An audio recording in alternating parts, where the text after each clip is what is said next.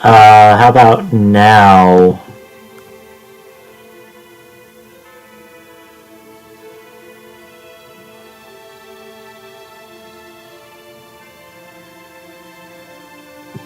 Nothing?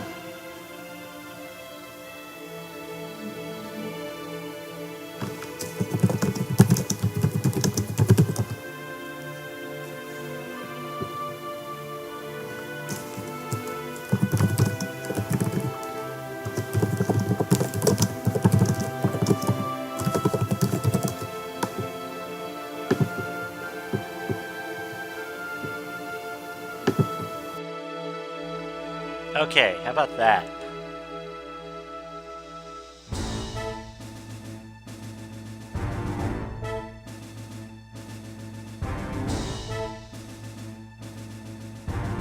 I just changed it to the headset. Sorry about that. Is the game hearable?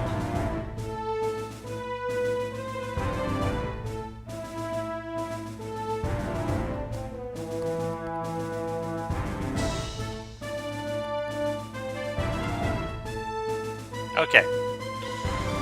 Let's see, how... Okay, good. Sorry, that took so long. Okay. Ogre Battle 64. I'll let the intro play out here.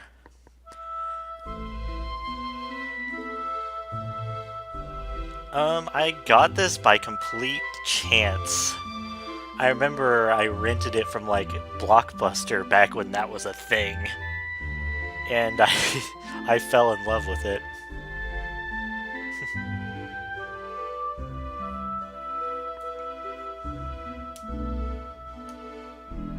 Get those random rentals and it ends up being a game you end up really liking.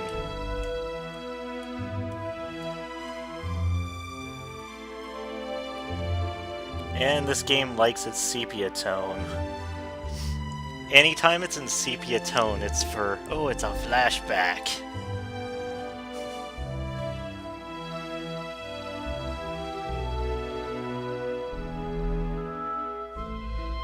Oh, that's how you got into FE, huh? I got into FE thanks to Melee.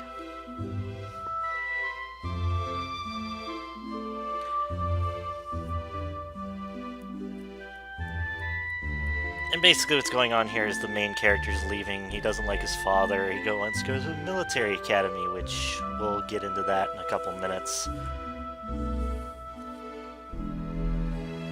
Well, not the military academy stuff, because they kind of fast forward through that entire thing. Yeah, okay, Raven. Although I am gonna want input from people on something that's coming up.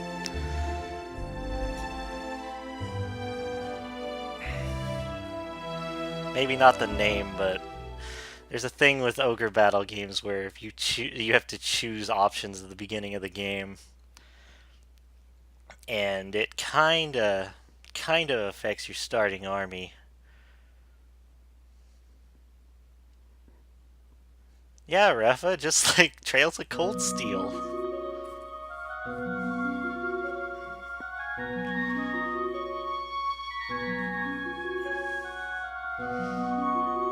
Also, this is one of the few N64 games that kind of uses like sprites.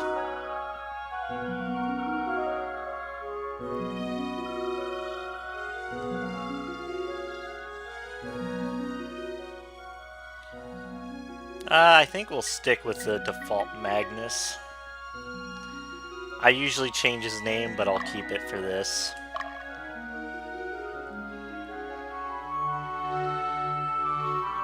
To be fair, Magnus is an awesome name. And I think I'll keep his July 25th. The thing under there, the thing under birthday, is actually what it translates out to in the Ogre Battle verse. I don't actually know if Tactics Ogre does the does all the dates that are different. Sorry, Rafa. You're a bit behind. Well, actually, everyone's behind. Okay, so So this game's gonna ask you a series of questions. Depending on how you answer, like it goes to a certain like point value. Like there's no way for you to actually know this, but every choice gives you points to a certain like character type and all that, and that'll determine your starting army. So what do we hold within our sword?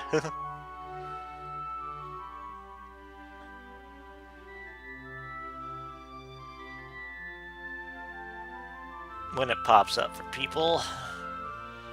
Hopefully you're all still there.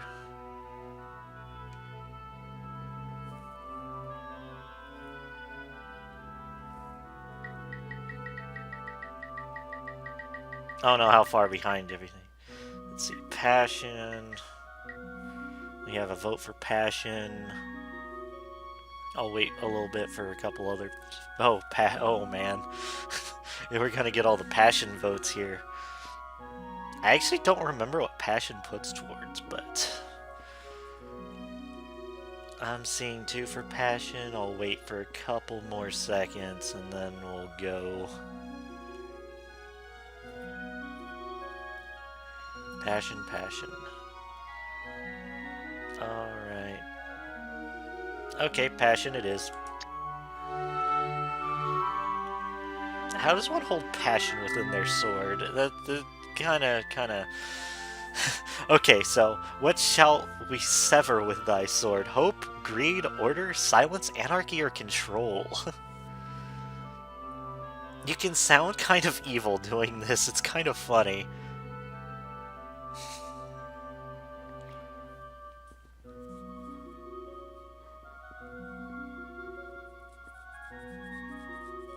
Very carefully, yeah. I guess if your power comes like from shonen anime protagonists and your weapon literally comes from that power. Sever hope! We're not the Fire Emblem Heroes. We're not the Fire Emblem Heroes devs. Okay, fine. Hope it is.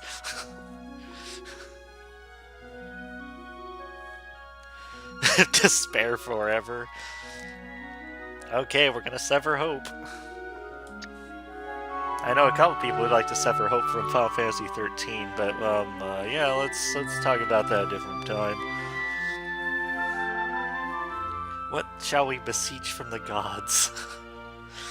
Valor, purity, might, triumph, sacrifice, or trust? I always thought sacrifice was a funny choice for this. I beseech you for your sacrifice. Triumph, gotta vote for triumph.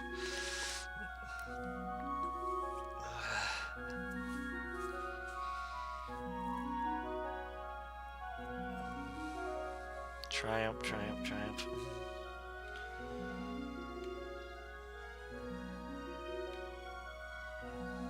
I'm only seeing one vote. I might have to go with it just because. Okay, we'll go with Triumph this time. Oh, whoops. As soon as I saw Sacrifice when I said Triumph. Okay. Now what shall we offer them? Love, truth, freedom, embrace, lust, or glory? Oh, I'll flip a coin next time. I had already pressed Triumph when I saw Tolver's thing.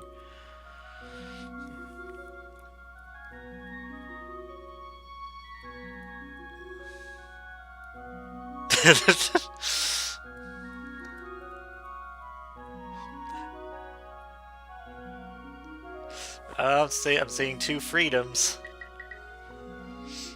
Looks like freedom. I just pay to win. Okay, freedom it is. Yes, I will offer them freedom. Oh, whoops. Sorry. I just noticed the second one. Sorry. Sorry. I just paid $5 for this. Okay, so what shall we wish for? Do we wish for strife, serenity, wealth, reform, fertility, or peace? Fertility, fertility.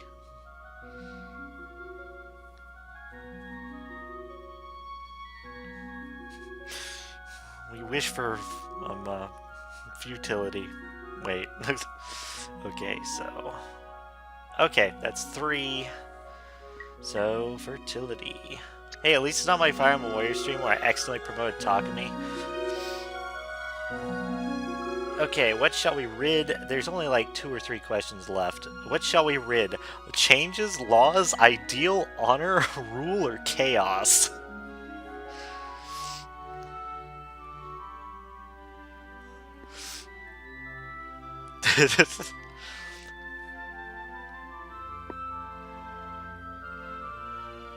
Law.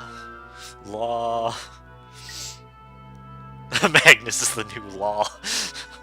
I am the law. Thank you, Tolver. Law, the Chad Magnus. Alright, law. Law and order? Ding ding. Okay, so the last thing is basically our guardian spirit and what element Magnus will be. So he'll be better with either lightning weapons, fire weapons, earth-based weapons, or water weapons. Let's make the law, please. Raging Flame gets a vote.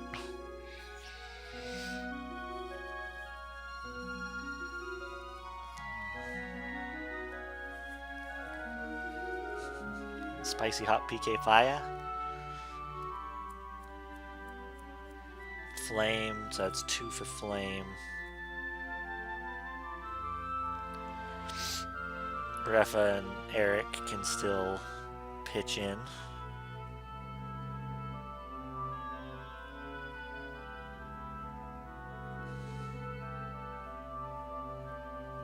Wind. Earth, fire, heart, go planet. I missed an element in there, but you know what I was going for. So that's 2 for flame, 1 for wind. It's looking like flame's gonna win this one. Unless we have a sudden influx of wind. But you know it's been windy here. And it looks like we're gonna stick with fire. Going once. Going twice. Going thrice. Fire. Oh, whoops. Wrong button. Thanks, me.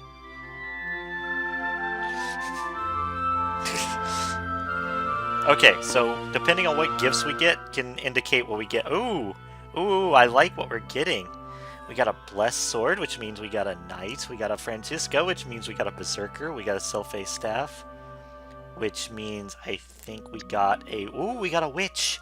You guys gave me possibly one of the best results of this. Well, Witch isn't so good. I mean Sorceress. Sorceress would be great. Witch... eh... So anyways, then there's a small little cutscene, and then I'll start probably jumping through the dialogue because I actually want to get to playing. Ogre Battle Saga Episode 6. This is the 3rd game.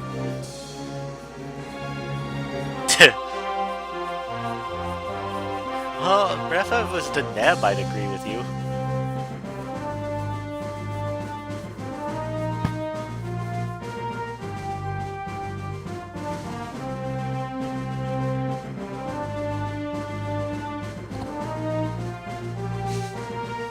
I think Sorceress is look hotter, though. Just saying.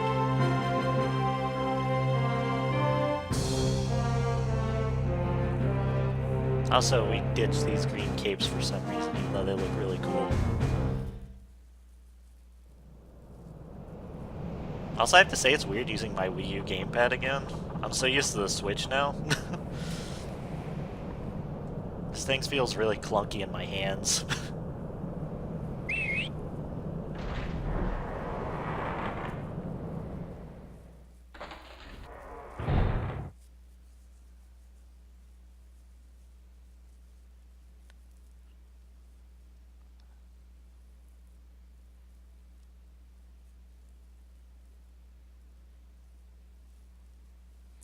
And yes, we're getting a prologue. There's 4 chapters in this game, all divided by a certain number of missions. Prologue is basically the first 2 maps. And here's where I'm going to start just running through dialogue.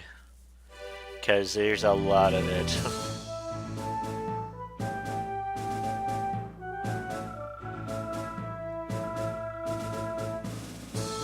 Alba is the most rugged region of this area, this place.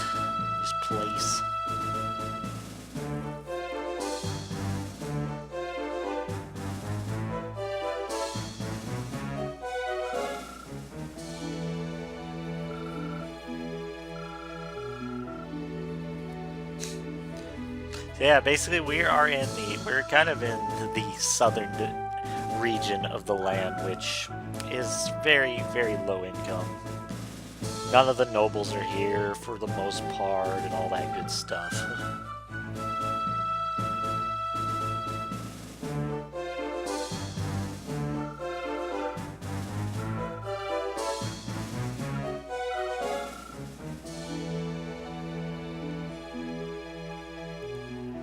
Also, our main character looks like he could fit as a Fire Emblem Lord.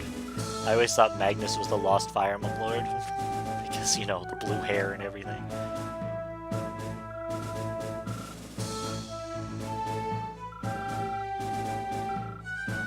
So you see these 2 other people with unique sprites? Well, yeah, you see these 2 other people with unique sprites? They're important. We'll get to them later. Well, one of them we'll be getting to really soon. Ah, purple, blue. It looks either.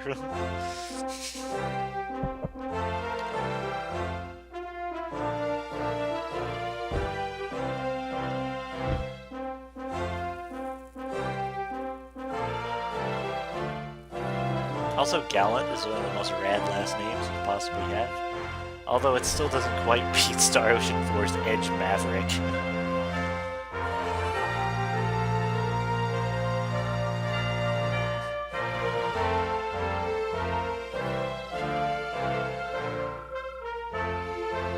Also, this was during a time where games still weren't being translated the absolute best, so there's a couple bits of awkward phrasing, grammar, and all that good stuff. But for the most part, it's pretty okay. Refa, the one LP on I forget which site, was it Something Awful? Did the Goofus and Gallant thing. I can't just be mooching on that.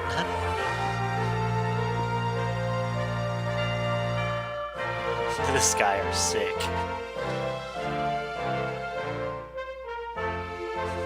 Wasn't that ominous? But anyways. We'll be getting to gameplay soon, don't worry.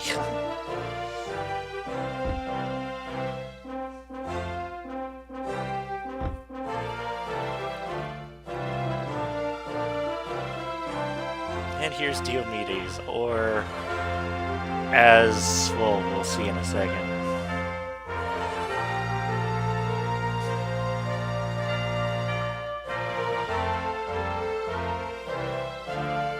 Yeah, he's kind of a hothead. Okay, so this is the map screen. I actually don't know what buttons do what here. Okay. There we go. Organized screen.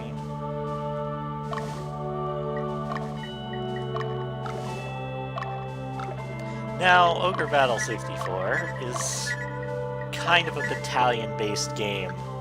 So you have army setups.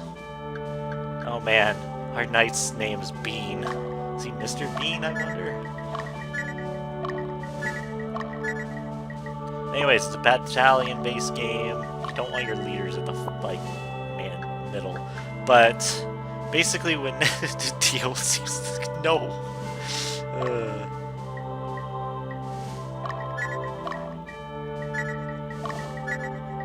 Okay.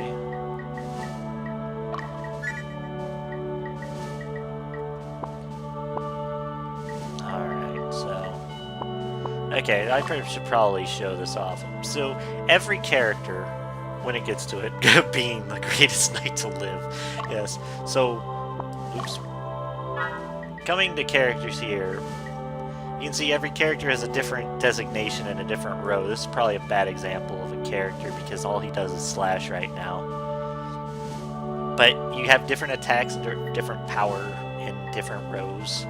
See Magnus here, he's actually weaker in the back row, but he still attacks twice in the back row. He just doesn't attack twice in the middle row for some reason. Generally, people who shoot need to be in the back, and people who fight, like physical, need to be up front, but it can change depending on your character types. The witch here, well, she does status. Status is okay, witches have some useful status magic, but they're not sorceresses who can cast literal missiles of death, so they aren't as good, in my opinion. You can change class with the class button, and you have to get to certain, like, strength, vitality, and alignment requirements. Let's see, battle strategy. The thing with battle strategy, you have autonomous, which means your guys will attack whoever they want. Attack strongest, which means they'll go after whatever enemy's the strongest. Yeah, usually it'll hit the highest hit point guy. Attack leader is always go after the leader if they can hit them. And weakest is whoever has the lowest hit points. See, this game has alignment that you have to pay attention to with your characters. And that will become more apparent as we go. I'll explain that more when we actually do a map.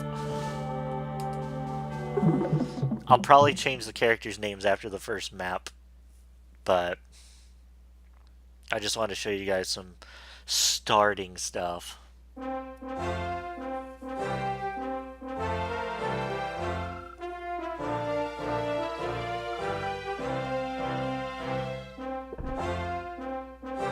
Diomedes' ring.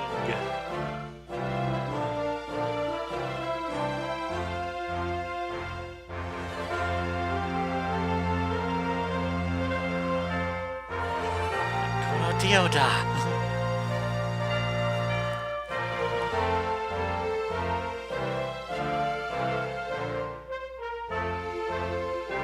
No, he's named after Dio. Come on.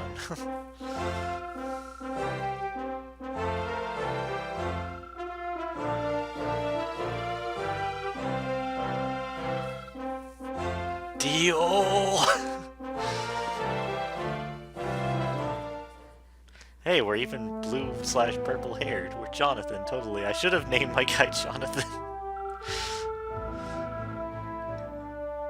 Okay, and here's the basic. Okay, I'll actually let him explain it because that'll be good.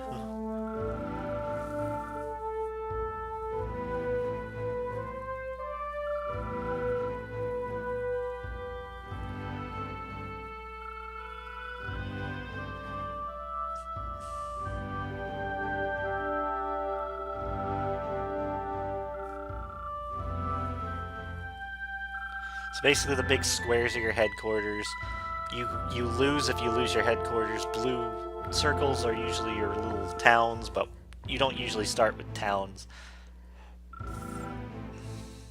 You can skip these briefings, but usually they tell you little things. So yeah, we can repeat, end briefing, all that good stuff.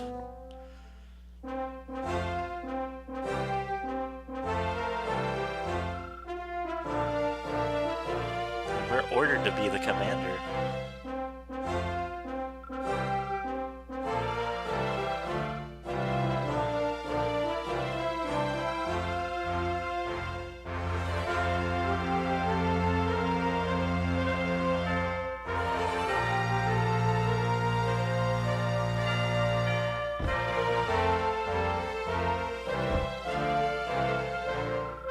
No, it wasn't until Persona 3 that I started noticing the trend of the secondary character kind of being jealous of the main character. I first noticed it in this game, though.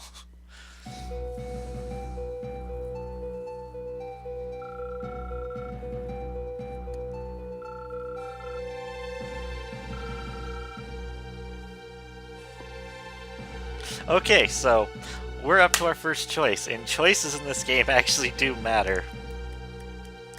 Basically, Dio here wants to fight us to see how strong we are.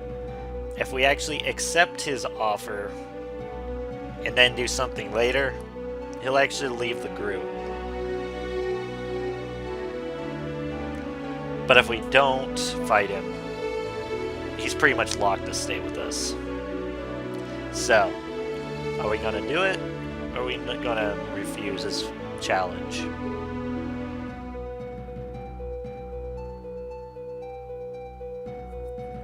Okay, that's one vote for do it. Oh, you don't want me to do it.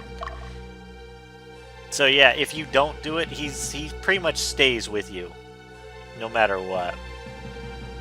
If you challenge him to fight and then do another particular thing, he'll leave. There's Stardust saying do it, Refa saying don't do it, so that's a tie.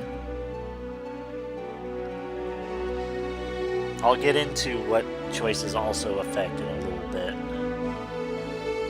Probably when it's more relevant, maybe.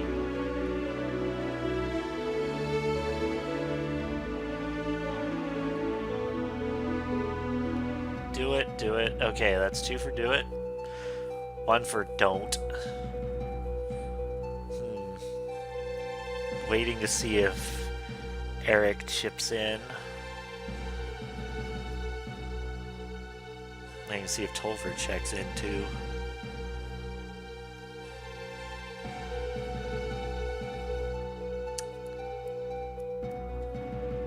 Wow, Dio did nothing wrong. Which Dio are we talking about here, boy?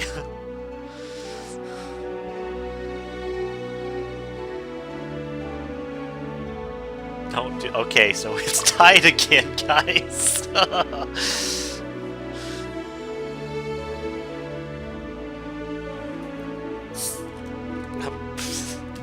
Both? How do we do?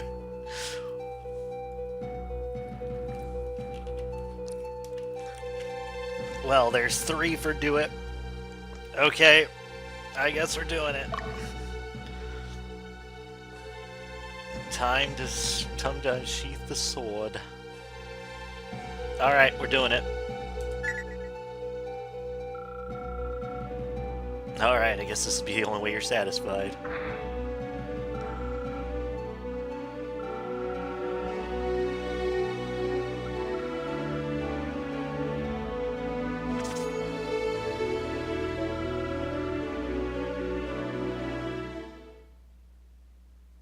Unfortunately, instead of a cool fight scene, we get stopped.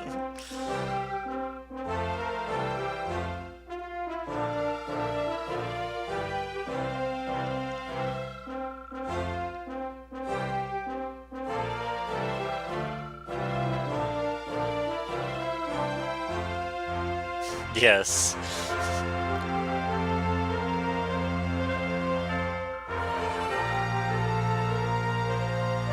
And Hugo gives his disapproving shame.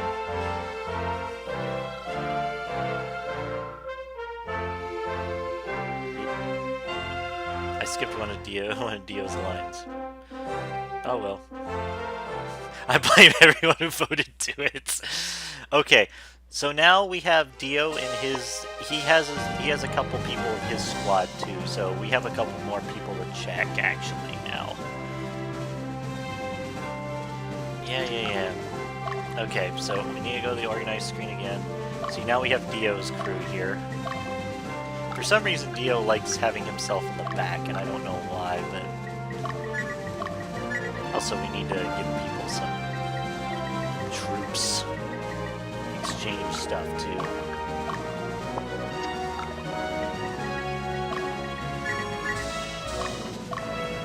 See these little mushroom heads? That's what we call them. They do not gain experience, but they will eventually become a fighter Amazon depending on their leader's gender.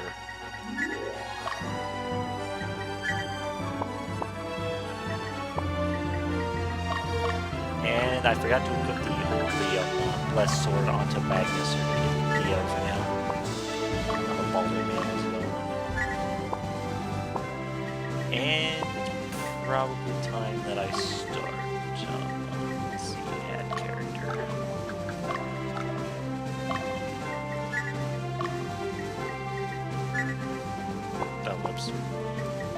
probably shouldn't have the cleric standing in the middle of the field. We will change our unit's battle strategy to reflect what alignment we want to give them. Magnus, it doesn't matter too much. Bean will have him attack leader because that usually goes towards law. Attack weakest usually goes towards chaos, so we'll have our berserker and our witch go for that.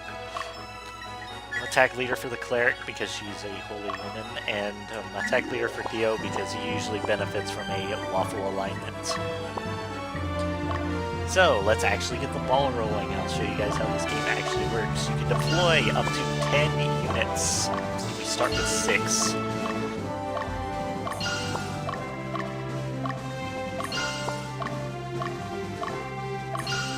So we want to have our people moving around. Okay, so every unit has this black flag indicator, and that is how long they have until they tire out. The more red in the flag, the more tired the unit is. And also, you can also pause to get a better gauge on everything. So let's see, that's a lawful town. If morale of a town is 50 or higher, it's more lawful town, although you need to be more neutral to get a... I should describe this. Each town has a different morale, and if you liberate it, which is basically matching its alignment with your character's alignment that you have instead captures it, you'll get something called Chaos Frame, and that is an invisible stat.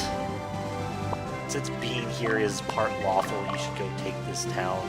Capturing a neutral town is instantly a capture, which is not good because that means you just got rid of some Chaos Frame. So we'll wait for these two to go out a little bit first and have everyone follow them. It's kind of a weird thing to describe because the game doesn't describe it. The game describes everything else, but not that. So basically, you just do your normal map shenanigans. It's more of a... more active than you're used to probably with a tactics style game. It's more of an RTS style thing, although it's not exactly RTS. Because battles themselves take place in a turn-based field. You just don't control them. You could probably do this with a mouse and keyboard. Although there's a lot of little things that bring up other menus, like pressing R does that. You can find random items. Well, not random, but they are set locations, so you do want to explore maps. You can actually explore maps after you've beaten them. And there are random encounters. They're very random and very rare. Each map has different monsters you can find, and they can join you if you capture them. Oh hey, we're fighting Hicks. The family man of Fire Emblem.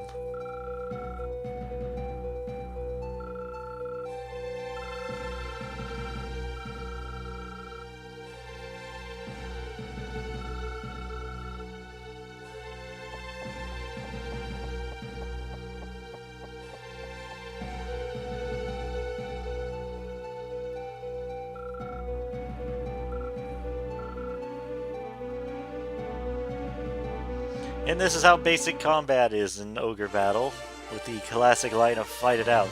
Your guys will go with the current, orders you have. So since we're attack leader with Magnus's group, they will always focus on the wizard bear, who's stupidly out in the middle.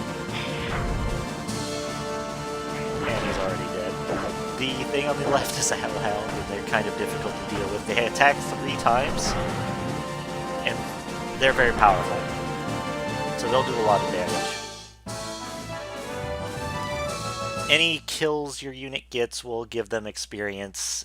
Any encounters that go without any single kills will result in 1 experience. And there we go, town's been liberated. Yes, yes. So why do you think I like Falspan Kingdom so much? Yeah, that's kind of what happens with the Hellhound, but we can survive it. Now you can also order your people to follow enemies so they can chase them down. We'll have our berserker do that. Because when you when you hit an enemy at an angle, it actually messes up their lineup. It's a command mission. Okay, good. So we have 2 liberated cities, towns.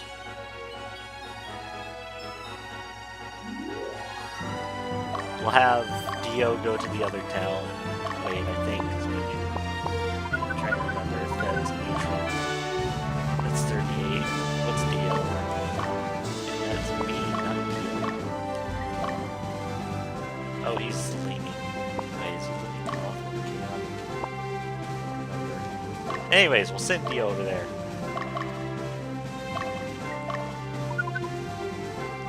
We'll have Magnus fight Lip. Oh, hey, another Nintendo character. And resting in a castle for a while will actually restore your people's health, so that fighter who was getting owned by the Hound earlier is now perfectly capable of tanking this Griffin. Oh wow, the witch didn't even get her spell off because our archer, our Amazon, resisted it. And there's no effective damage for bows against flyers. Don't even bring up that Fire Emblem thing here. Encounters go as long as everyone has attacks. So, eventually you get to the point of every encounter ending in a kill. Like a total party kill, but the beginning here doesn't start that way. Because we didn't kill anyone on that, in that round, Rafa. You have to kill, like, at least one unit to get some experience out of it.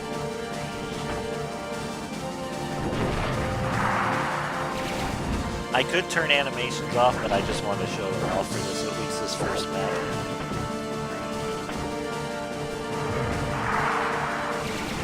Because I always like the animations in these games. Also, sometimes you'll notice over a character's head ALI down or ALI up, and down means their alignment's down tilting a little more towards chaos, and up is towards law.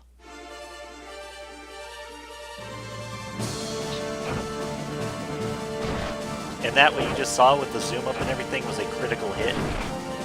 Those are very nice to get. Also, Hellhound's dodging really well. Oh, come on. We could have killed him. We could have killed him. Oh no, he's going towards the castle now. You do not want to try to take the boss on unless you're finished with everything, because you want to get all the experience you can. We could quote-unquote LTC this, but that makes your stuff get less experience.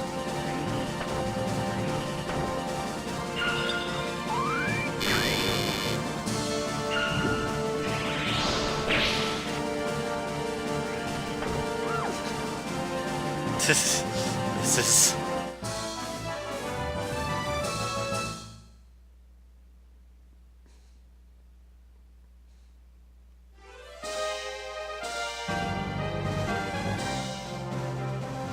Misses are not good. See, I want to chase this guy, but he's near the boss, and I don't want to attack the boss yet. So I have to chase him away from the boss.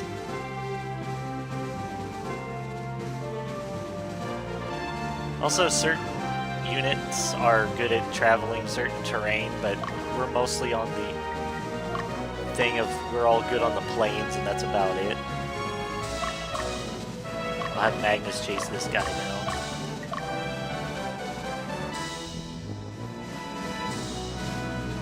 Also, this does work on a POV style thing. If you can't see an enemy unit, they don't exist to you. As in, you cannot order towards them. I like how Dio decides to camp right in front of the enemy town. If that was smart AI, they'd run out and attack you, but this isn't smart AI most of the time. Unless they're aggressive.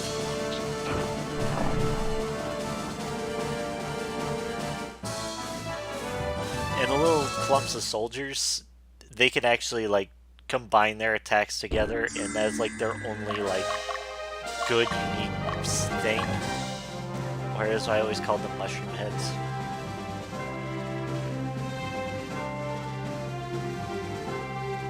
wonder how far that guy is. Oh, he's still running around like an idiot. Let's try to make him not. Let's try to make him go around. It's kind of funny to watch, actually. Okay, so if we go here, we should be able to do.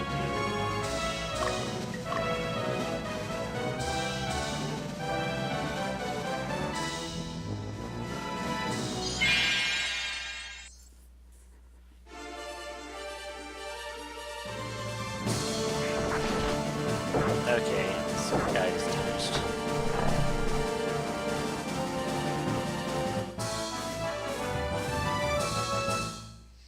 The alignment stuff doesn't matter too much yet, but when we start wanting to get advanced classes, that's when that starts mattering.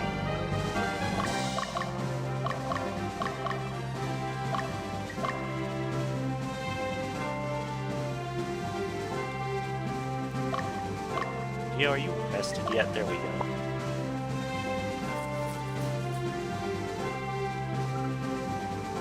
Let's get it on. Oh great, another Hellhound, but he's in the back row, so he only gets one attack. Also, elemental weapons and spells will shine a different color depending on, you know, when they hit. Like Dio's Holy Sword is, of course, doing the Holy Element.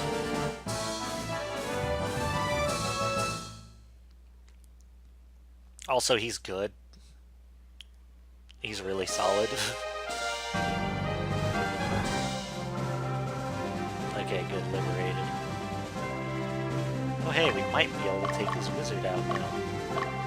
Magnum Bill. Koopa Wizard. No, do not go that way. One thing I am on in this game is the pathfinding sometimes.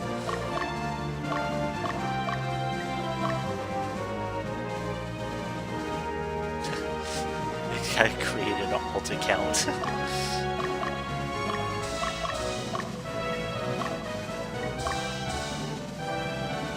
Oh hey, the guy's camping. We can get him now.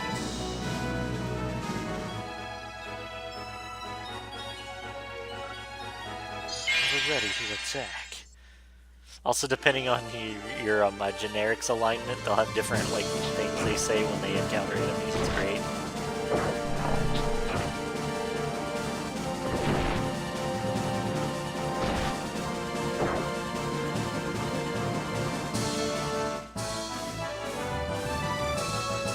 So yeah, early on, Ogre Battle combat's a little slow.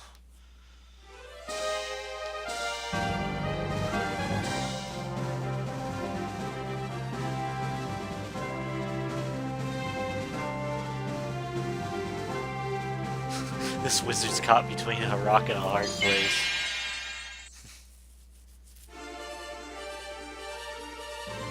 Yeah, it's the walk speed. The walk speed is pretty slow.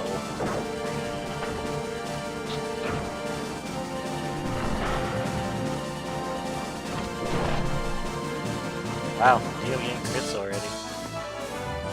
It's a good sign. That is, if you let me keep him. Got some leather armor.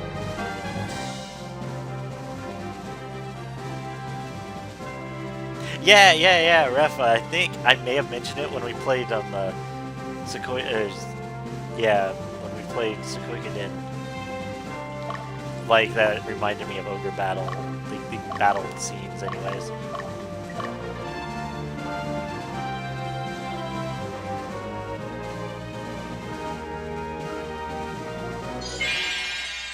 Are we done chasing around this guy?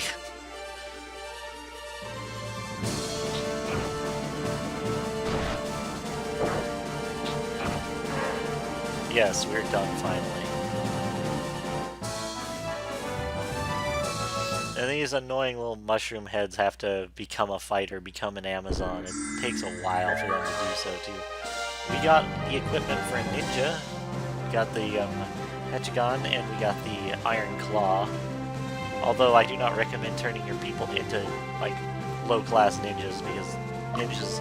The thing with Ogre Battle is basically every level up a character gets. Their stats that boost depend completely on their class. It's not random like Fire Emblem. So you can like make a character a certain class to help them do better in another class. It's kind of neat, really.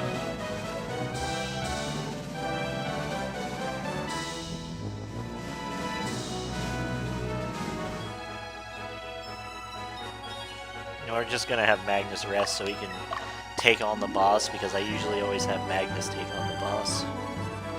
At least on this map, it's tradition.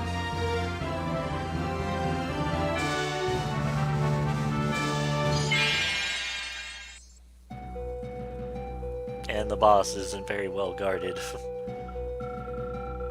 I will defeat you at all costs.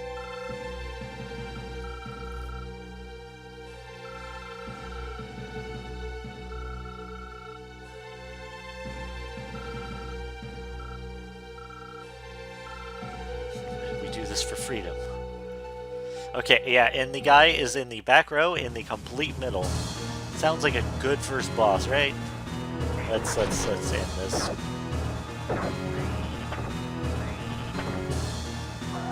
Oh no. We're slightly wounded.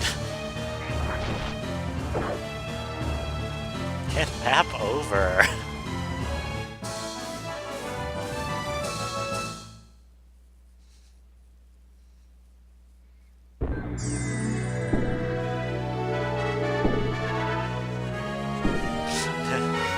I won't say, Refa. This would be where you get your first Francisca, unless you, like us, started with one. And we got 8 new soldier slots, because we totally need more little mushroom heads running around, right?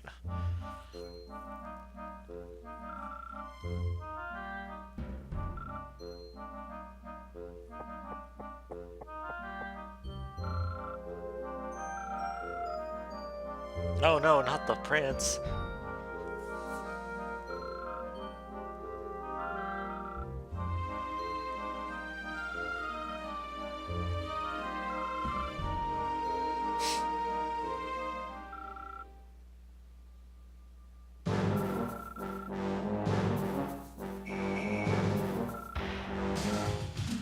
The true goal is revolution. We will destroy the royal family and the nobles.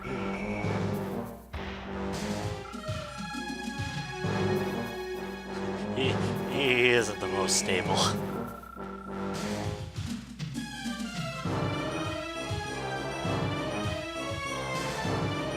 And Prince Yamil would be the guy that Magnus was talking to in the Sepia Tone opening. They're like childhood buddies.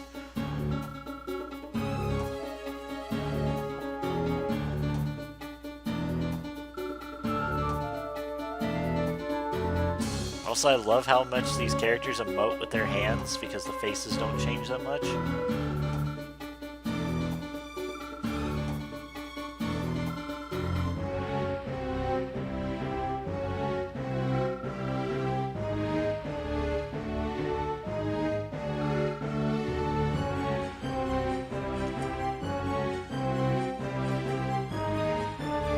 Yeah, Final Fantasy Tactics. It reminds me a lot of that. And it might also be why I emote with my hands. I kind of emote with my hands like these guys do when I'm explaining something. Even when I'm not, like, visible. It's kind of stupid.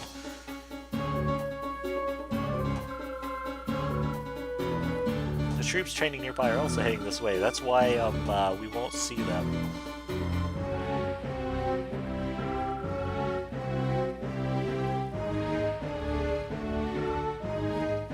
Dio with the classic Tita does not know what's actually going on. Question mark.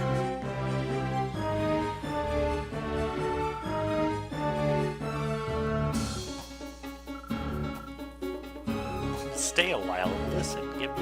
To give you advice.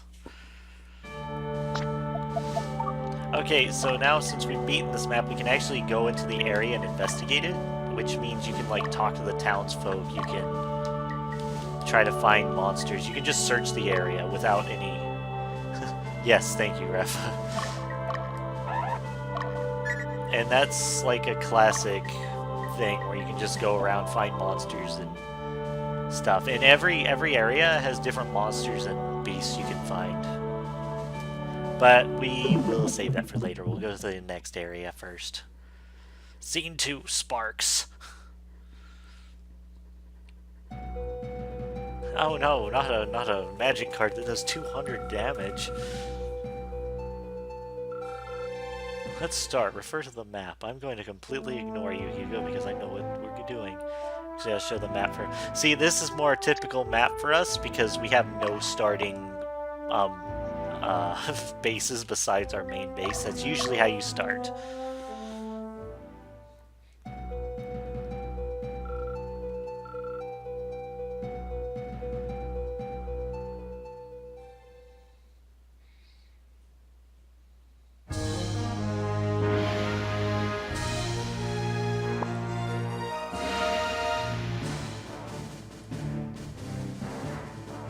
I've had this mission glitch on me in the past where pumpkin heads showed up for some reason that's only happened every once in my life. So I think it was a significantly glitch.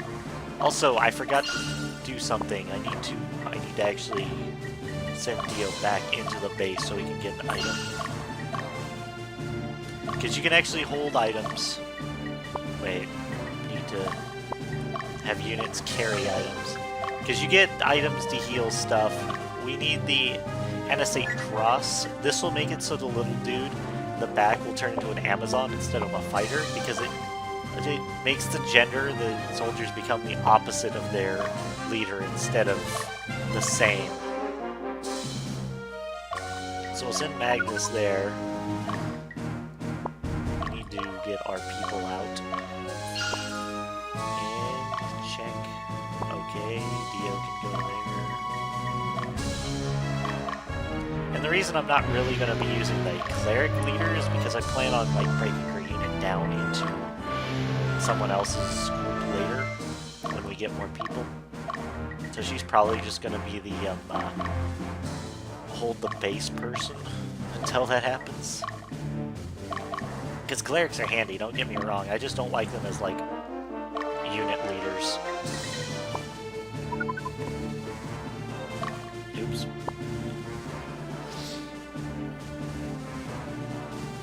Also, I like how we're just this big mass of characters right now.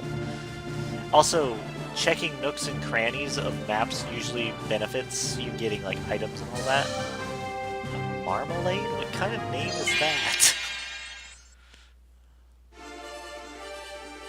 What kind of marmalade? Yes, I totally am terror from the cleric named Marmalade. They actually nerfed clerics in this game.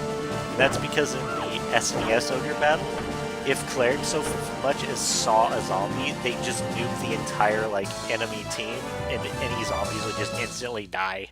Any zombie skeletons or the like. They had turn undead from D&D basically. Except on a more insane level.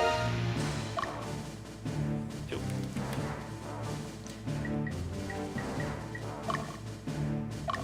Let's have you chase her. Okay, yeah. Yeah, you can chase her. Also, fighting high alignment, or lawful characters, tends to give you more, chaos, and fighting more chaotic units gives you more law. That's the general rule, and hey, we have Bean fighting.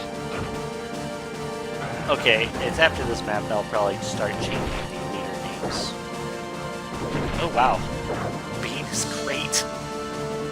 I still remember the first time I got a knight, his name was Valentine. So that's always kind of been the name that I go to when I make a knight now. Sir Valentine.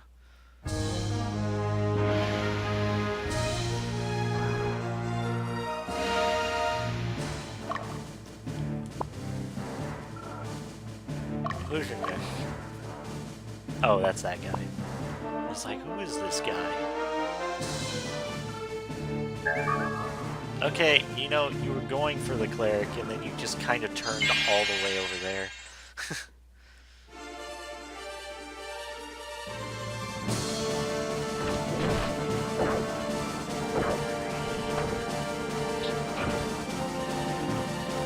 Also, I like how I still have Magnus with his basic short sword, just because Magnus is so good he doesn't really need an upgraded sword for a little bit.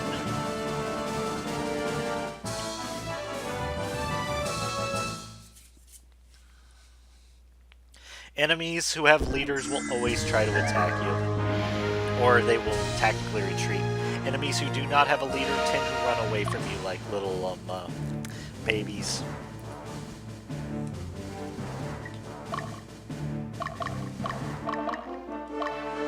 Like this Marmalades unit here. Oh, so you know, I'm gonna laugh if Rebecca gets knocked off this base because my Berserker didn't get to that cleric.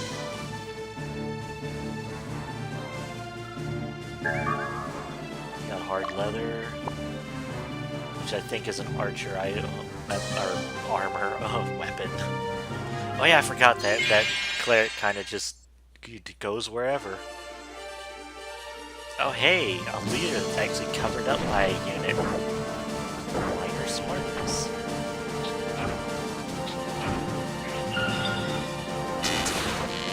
Also, if a spell hits and you see a red number, that means you resisted it.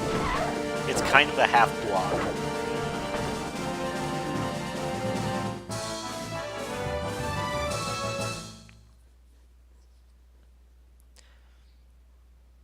Amazons and female characters in general usually are really resistant to magic. This game kind of follows the old D&D structure of female smart,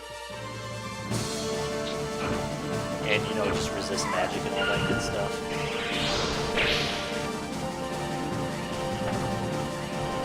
Or as TV tropes would say, guys hit, girls shoot. This game follows that to quite a degree. There's only, I think, one melee female class. Actually, you know, yeah, two. It'd be the Valkyrie in their upgraded class.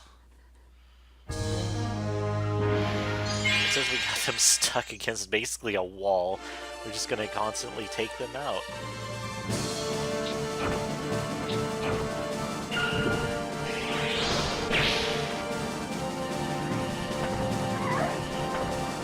Oh no, not a total of 1 damage. Sandok, this would be Ogre Battle 64, my favorite game. It's a tactical RTS thing of sorts, with some turn-based combat. It's always hard to describe this game's genre. Oh hey, a light mace, that's for clerics.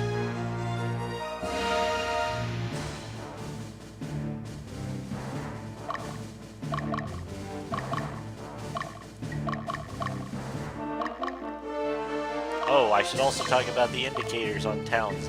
This little blue witch's hat means there's a witch there, and you can pay them to actually revive your characters if they're dead.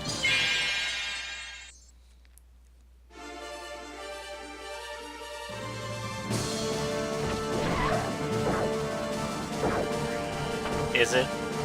I can turn it down a little bit. There we go. Should be better now.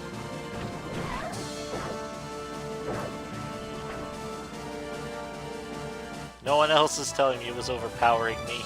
You guys.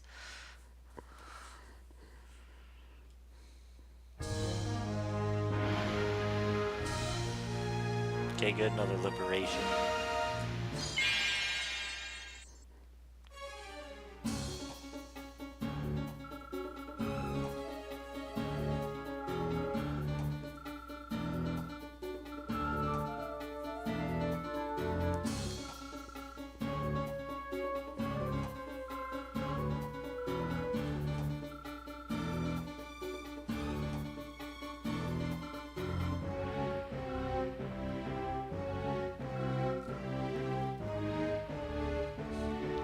Yes, we're here alright. No. You basically just... You identify basically the battle strategy, which can be, as I mentioned earlier, autonomous, which your characters will do whatever they want. Attack strongest, they'll attack the highest HP. Attack leader, the person who's designated as the enemy leader will be attacked, and weakest is low HP. Lowest HP.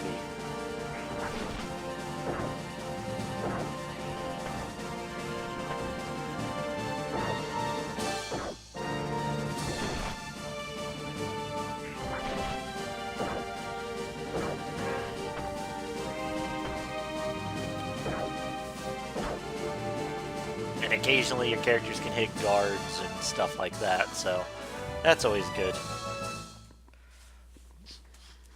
Raven.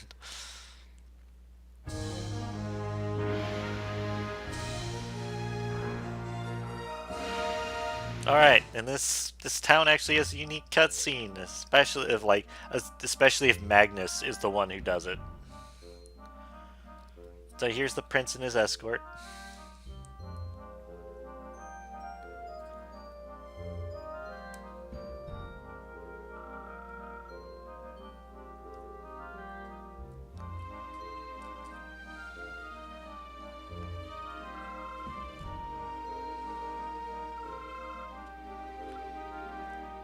And here we have Geel and Raid. Raid is basically if Sid was even more of a jerk.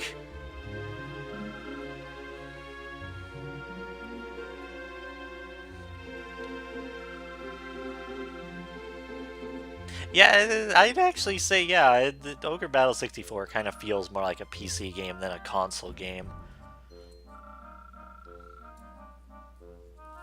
Appreciate your timely rescue.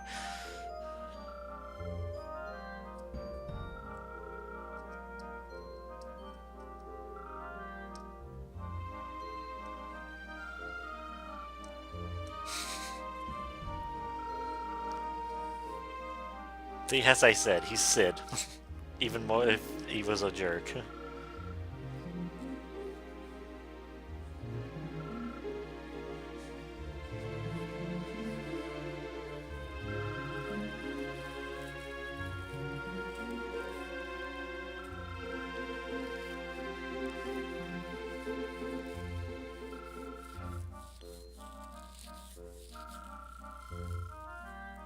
They bring discord to peaceful lands. It sounds like a benefit and a, you know.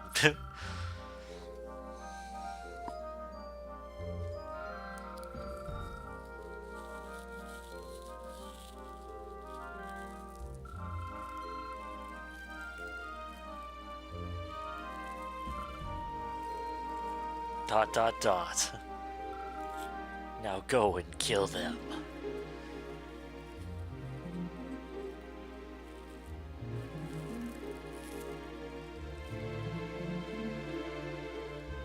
Yeah, Zandok, I know.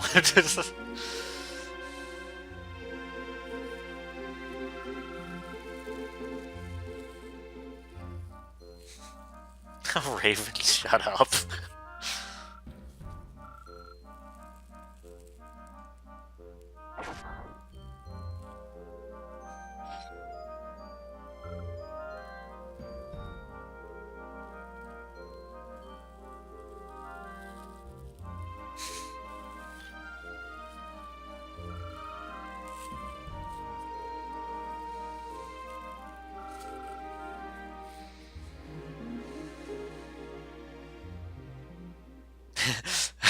Yes, Tolver.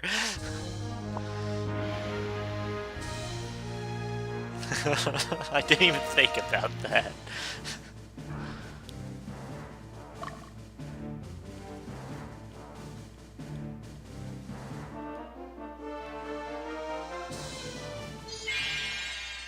Let's get it on. Oh, this guy has 4 HP and he attacked us. Okay, that was quick. You were smart.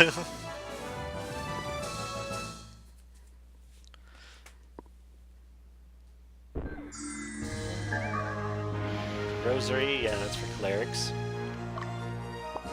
You know, this chase up here is becoming a little comical now.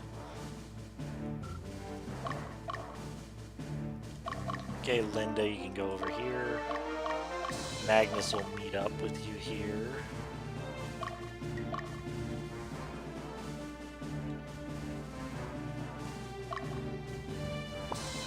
Actually, wait, no. Dean will go down there. Oh, wait, Dio's on a shop.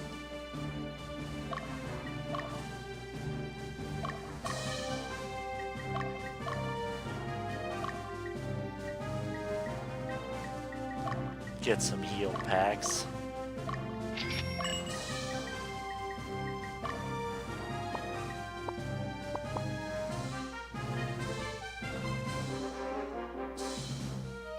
Backwards walking.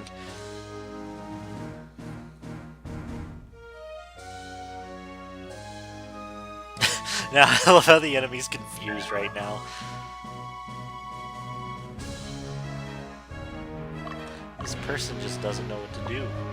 Although we're tired, so we're gonna have to just tent. Yes, Refa, the quit gate, which basically means you can, like, warp, like, you can send them back to the main base, basically. It's a quick get out of jail button.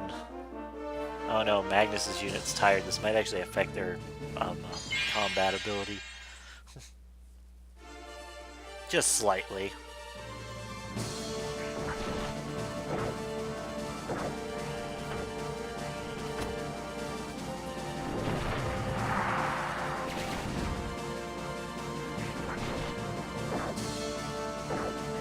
Yes, basically. Are any of those items in Tactics Ogre? I still haven't played Tactics Ogre, really.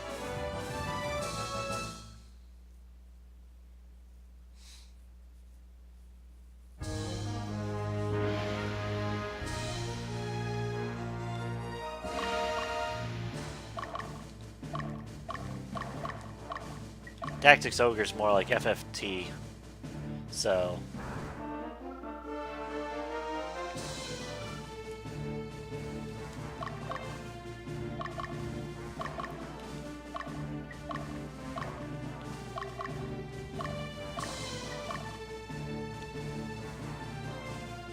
Oh, okay. So we're finally fighting this cleric who has the amazing unit of 2 clerics and a fighter.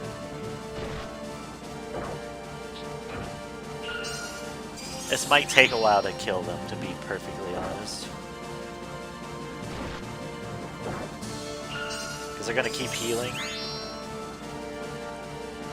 We're going to abuse it so we can get more people.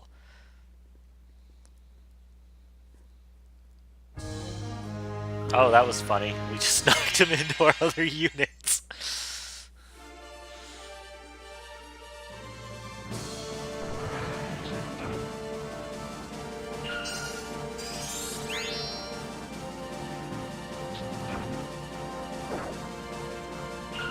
Oh, this is annoying though.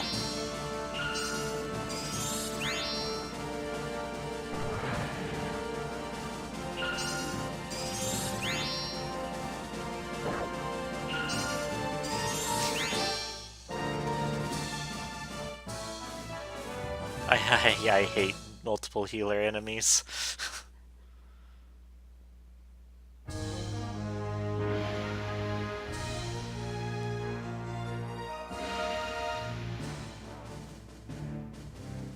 Yeah, Refa. That's kind of a reason I don't like healers earlier, or like early in the game, because they kind of do that. Because healers have good intelligence.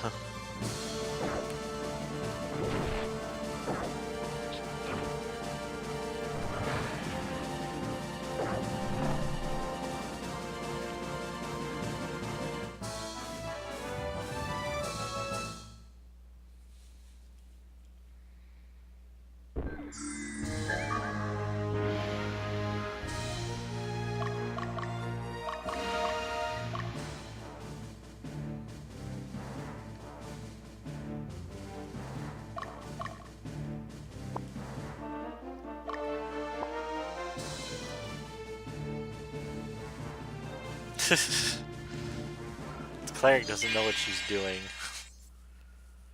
It's kind of hilarious, really.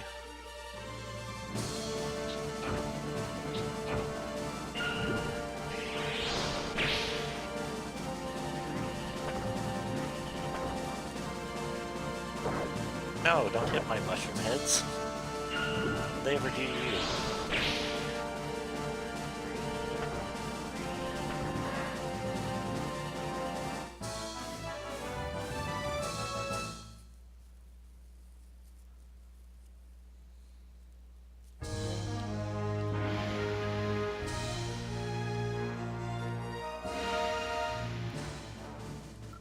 still kind of amusing to me, this chase going on up here. Unfortunately, this might take a while. I'm gonna show off the animation thing, so it... Oh wait, whoops. Wrong thing. There we go, battle animations. We can turn them off, and it just goes really fast.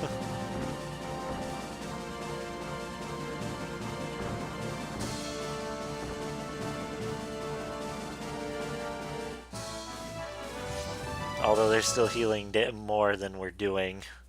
Probably gonna be like that for a while.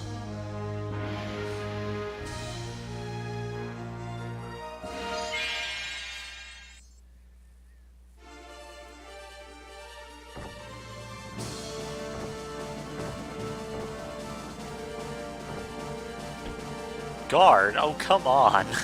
You're 1 HP. Not fast enough.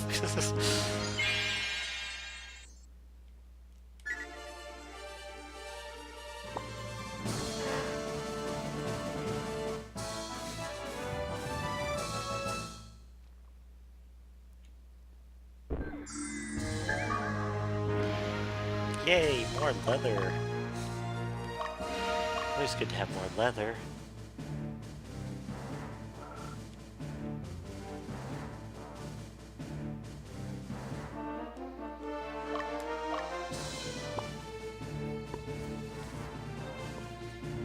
Also, fun fact for Lord of the Rings fans, there was a sword called Glamdring in this game, but in the Virtual Console re-releases it was changed to Slamdering. It's one of my favorite localization changes of all time, just because of how funny Slamdering sounds. Oh hey, we killed the fighter. Oh hey, one of the little guys became a fighter. Good. It was fast. So now we can put him in proper formation. Now he's Nabal. Not Naval, or Navar, but Nabal. Come on and Slamdering. Yes.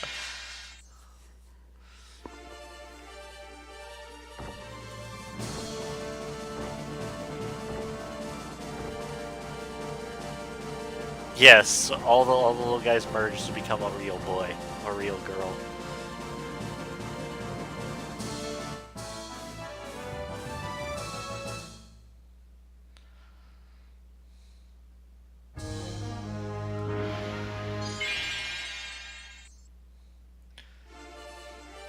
Yeah, that's a good pun, but it was because it was Glamdering. Okay, good. Berserker got a little bit of a better army now because we got a fighter out of that. Okay, we can go to end the map now.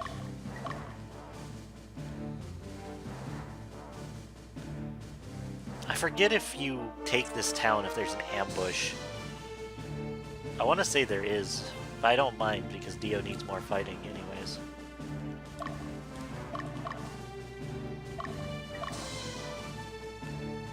So Raven, how's it looking to you? It starts a little slow, but once you get like further in, the maps become a lot more involved. Okay. Oh yeah, I should probably show off the visit town function in a second. Oh hey, a whip. Okay, enter stronghold. See, you can talk to every townsfolk. Sometimes it's generic, sometimes it gives you side quests.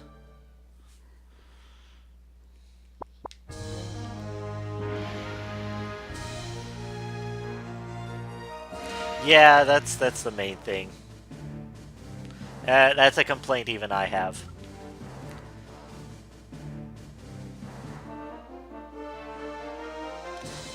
Although it's less annoying later because there's more going on and you appreciate like how much time you have to actually like move around. But yeah. It's a bit slow and it doesn't show very well early on. When does Roy show up? Well, it's when I name a generic Roy. That's when he shows up.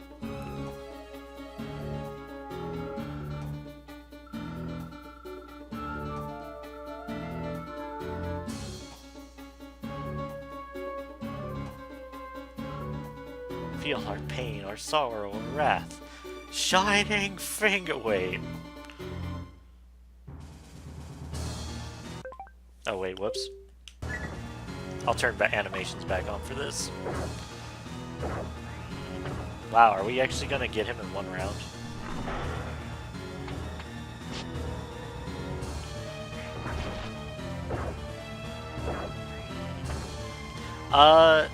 We can name the generics. We can't rename people like Magnus or Dio. Well, you can rename Magnus, I just chose to keep his default.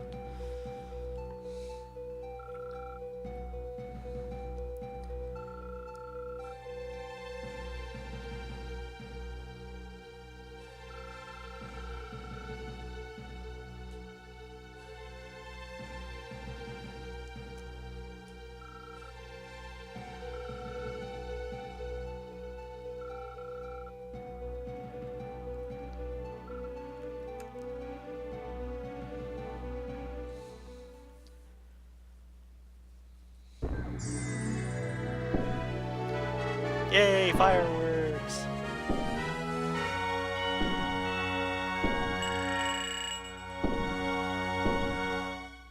And that guy was a beast tamer. He actually, if my beast tamer's a unit leader, he actually powers up beasts in his army. And they can actually be quite effective because they have 2 attacks in every row. They're not restricted to row, really.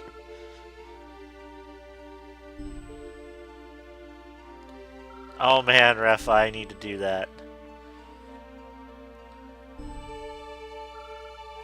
Are you the same mag? Also, Yamil has a quirk. Whatever the first 3 letters of your character's name is, he will call you as basically like a little nickname. It's kind of funny with certain names.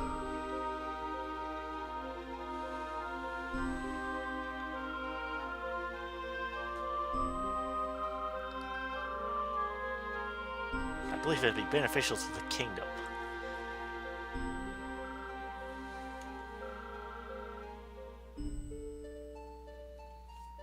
Well, you don't have to put it that way.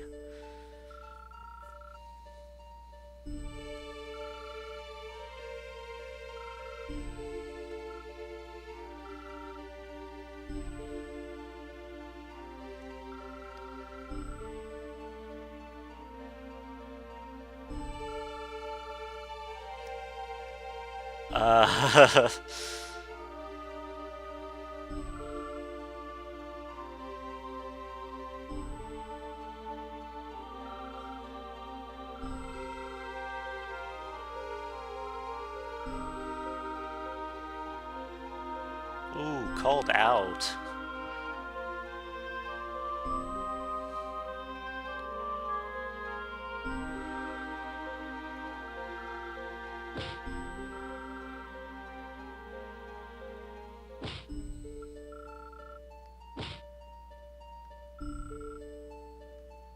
Yeah, Raid is a jerk, to put it lightly.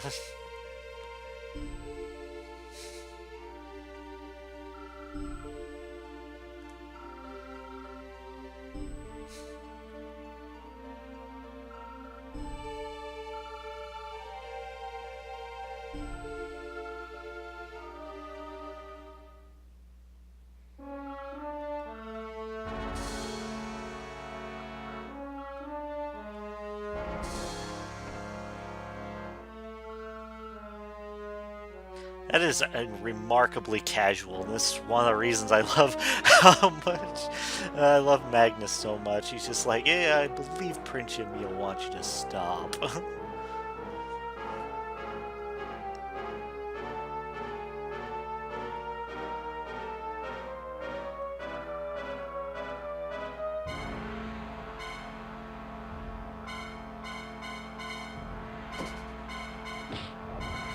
Except it doesn't work so hot in this case.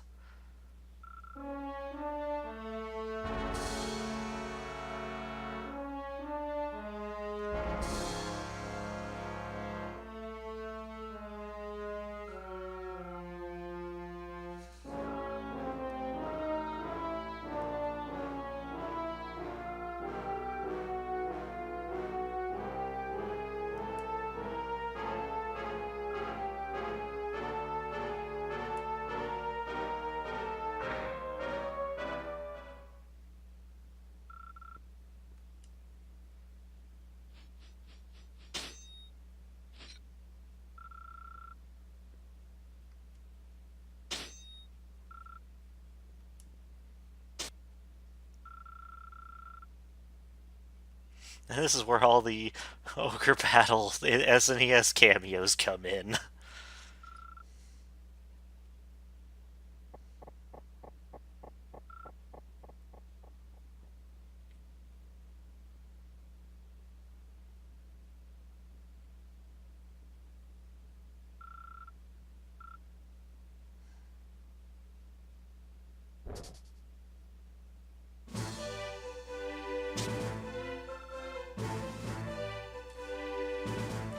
And that ponytailed guy over there would be the protagonist of the first Ogre Battle. His name's Destin. Well, because stuff.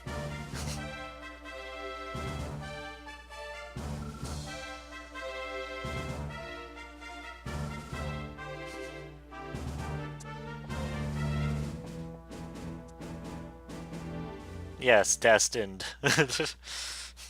He's destined to be awesome.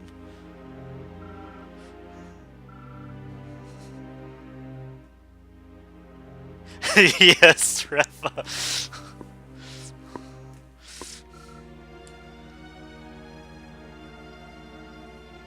And thus starts Prince Yamil's character arc of sorts.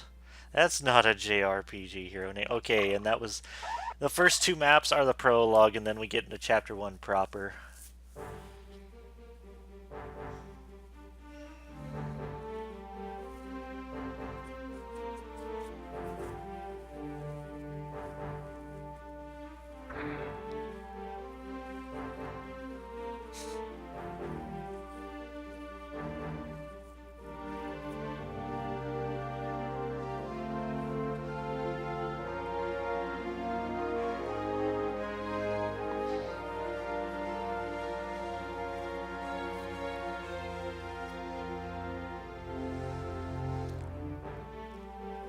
Meanwhile...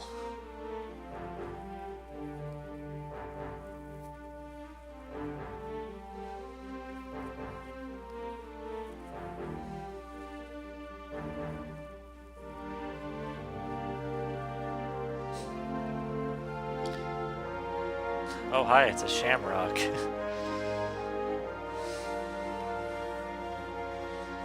The outcome of the public execution was not expected.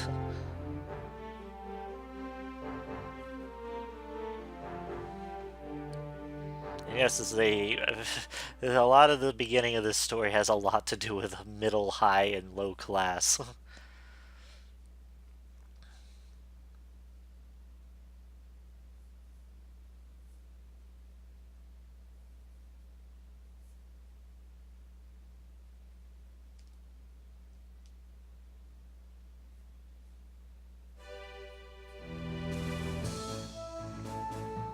I can't relate, I have no class.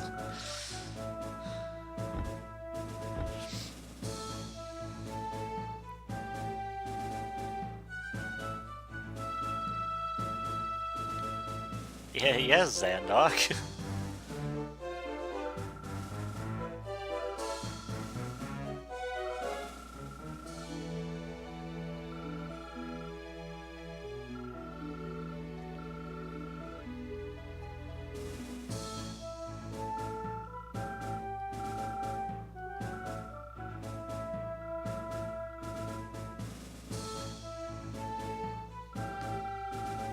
You are now a captain.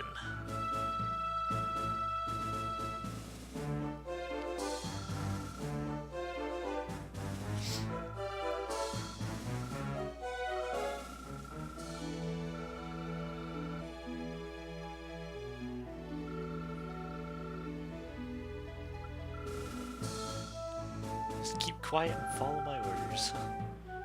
It's not a test, it's a promotion. Yeah, pretty much.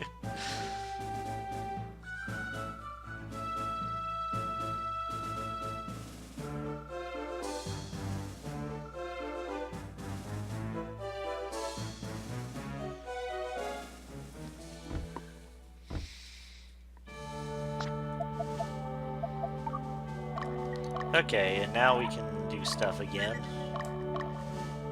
We can also do training, which basically means we can... Oh, good. That's good to hear. Yeah, I think the story's pretty good.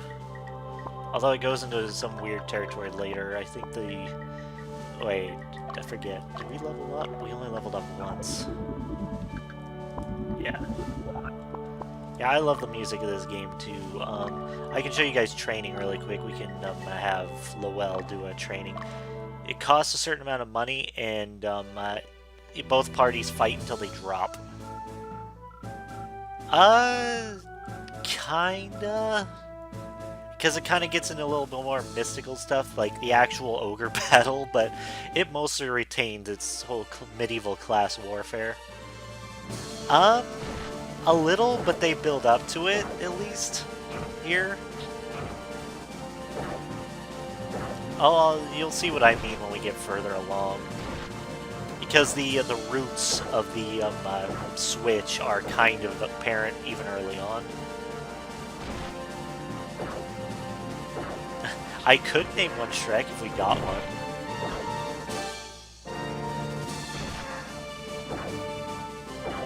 Also, things to do and things with training.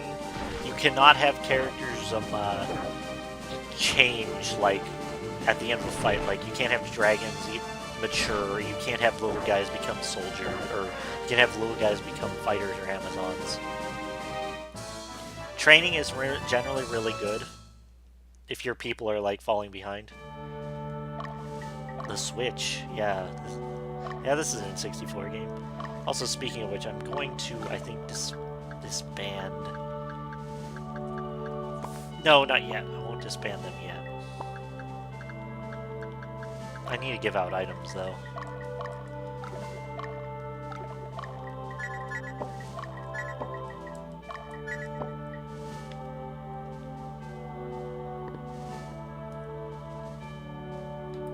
Oh, that's what counts as the C stick in this,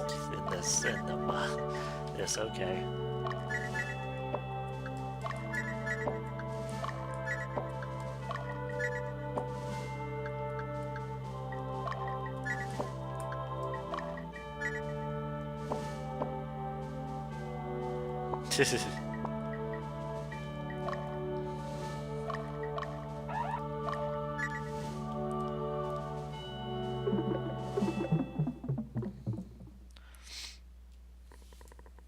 Oh man, this is one of the greatest things. Oh wait, I forgot to change names again, darn it.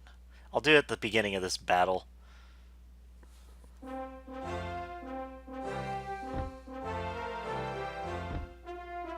And here's our third character. Our third main character, I should say. And you are?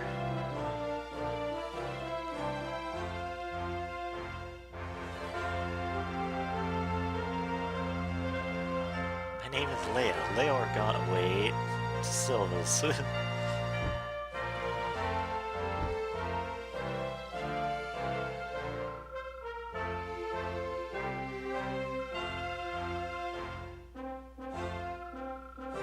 Let's just say she's difficult to handle.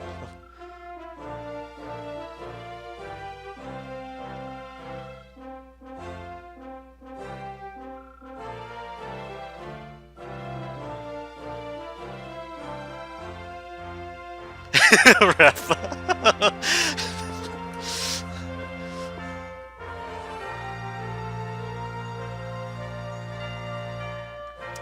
Okay.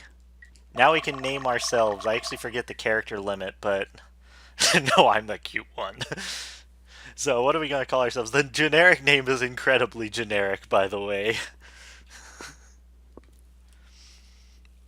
What shall we call this battalion?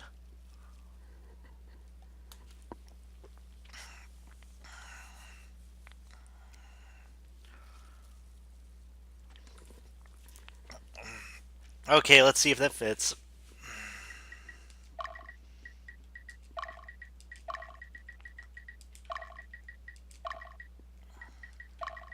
It probably doesn't.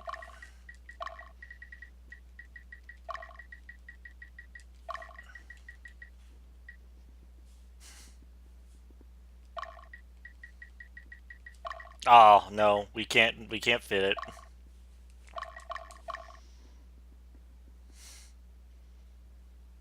Serenus Forest. Uh,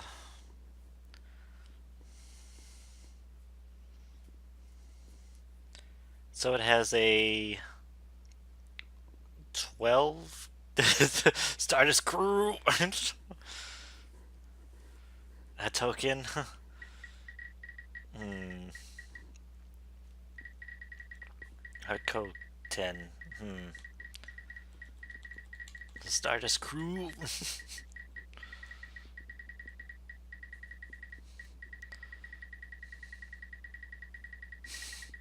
Hmm. Clan Nutsy, what? Um. Oh, what is it, Raven? No! No! Raven! No! No! Uh,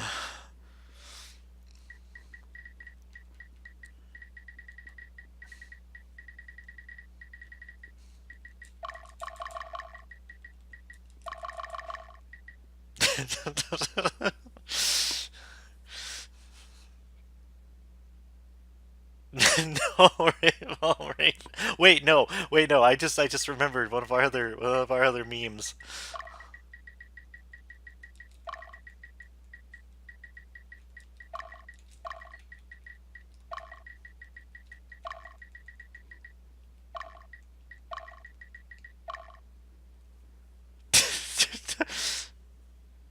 HB heavies.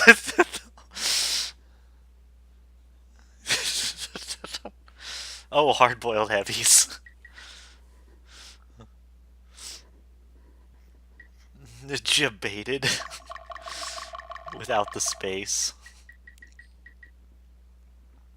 Uh, hmm. You guys are giving me so many names. It's hard to choose one of them. Lonk Crusade. Okay.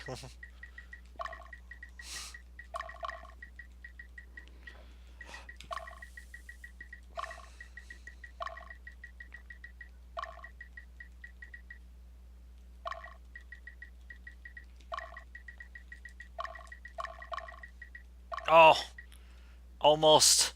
Almost Grill Mercenaries. Oh, we're so close. We have a slight character limit here.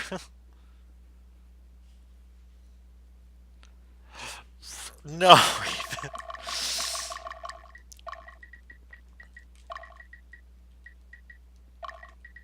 Wait, I got a stupid one. I'll see you. I'll see if you like it.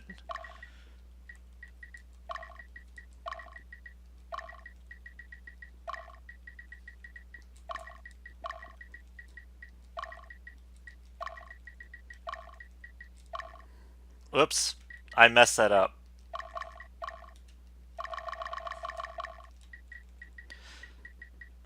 May I missed that. Why do I keep doing the wrong thing here? Where's the U? Mag. Nus, you idiot. Okay, so the the name. You know how something like a magnum opus? Herald. We could name the Knight Herald. How about that? We'll name the Knight Herald. Just shows Harold Kaga. Oh, I kind of like this name though. Magnus Opus. Dr. Wowie. Well, these are sounding like character names we should be using for our generics.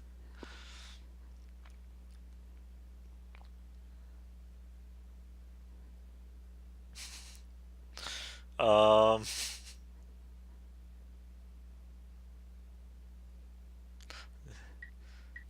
Okay, so we'll combine two of them.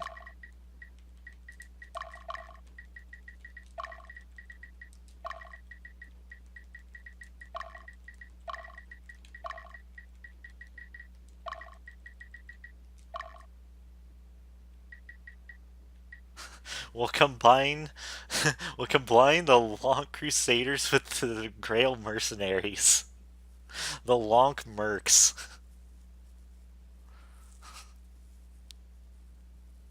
Echo Fox.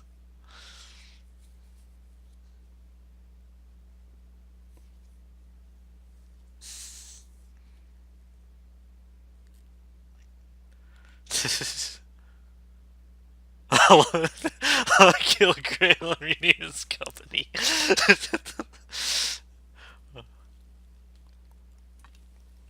You guys okay with this?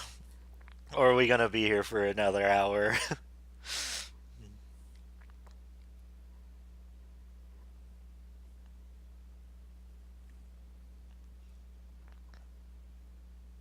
I.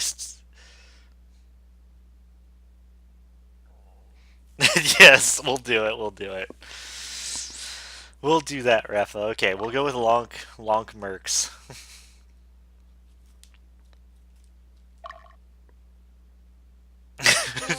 Why do we name the? I like how you guys like not bad at all. We must strive to do our best to be true to our name. Okay, we're gonna do some renaming shenanigans after we get out of this briefing. So Leia comes with her own like small group, and they're all female.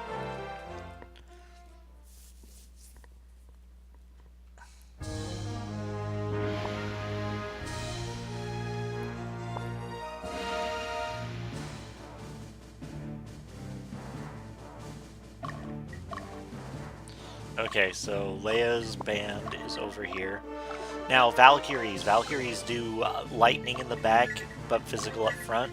I actually like keeping Leia up front at first, because she does more damage at first, but then she gets more magical later. Let's see, rename.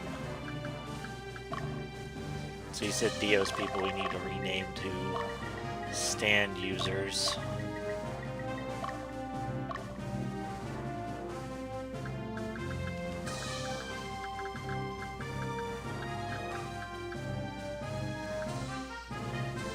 So, Ice, if you're in here, you're a fighter in Dio's army now. Sorry, you've been conscripted.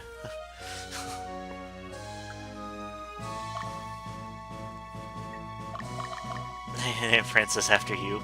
We're not gonna get the princess for a very long time, Rafa. I need another stand user name. Ice Sage is my favorite stand use. I'm going after Vanilla Ice, come on.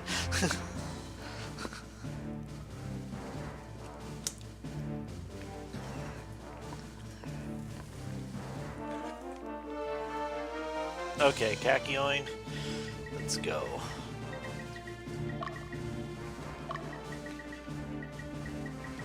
If I can remember how to spell while looking at the thing.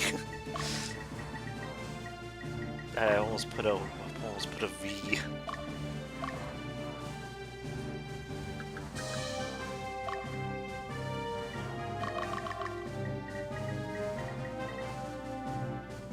Female stand username.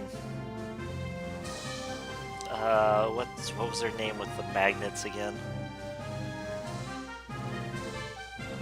Mariah? I'm trying to remember how it's spelled.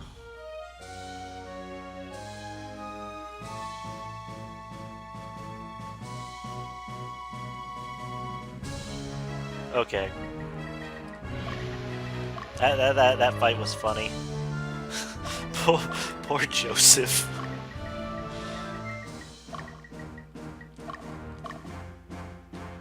Okay, and we're going to name... Should we name the... No, wait. Knight's gonna be Harold. All caps.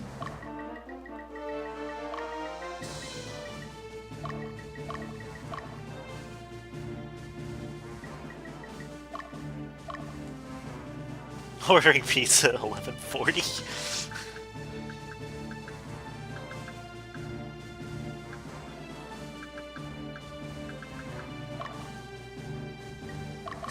named a berserker.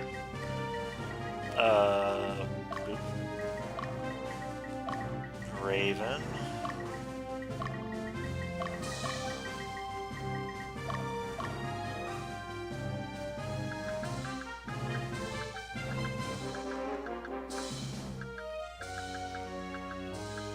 Chow.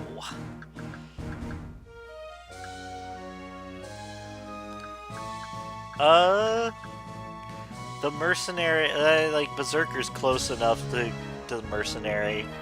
It's the closest thing to it.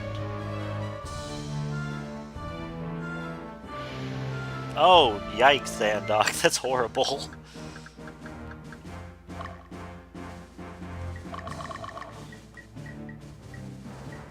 Okay, so this random guy in Magnus's group is going to be named Long.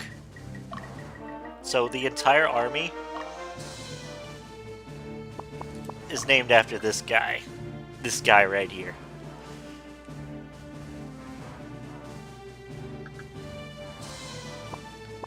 Yeah, Magnus's class is gladiator. That's close enough to mercenary.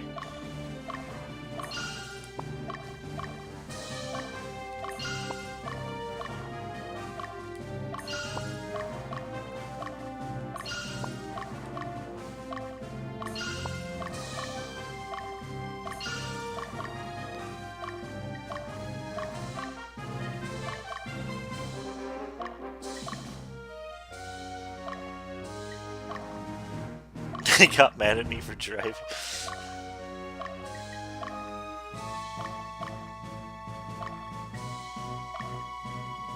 Don't travel by jet.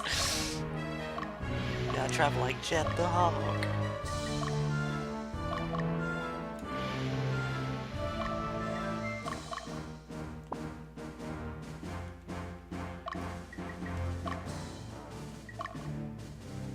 Okay, he's tipping. Rebecca Chambers. Come on, Sandog, they're reasonable people.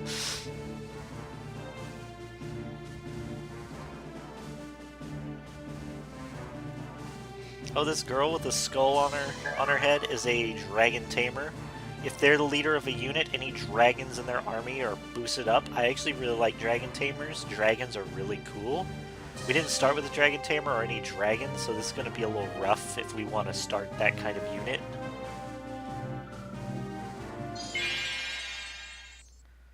And here's Leia. Leia comes with 2 Valkyries. Valkyries are like the only melee-focused female unit. Well, the Amazons and Archers count as melee, but these are the only frontliners of the female, like, fighters.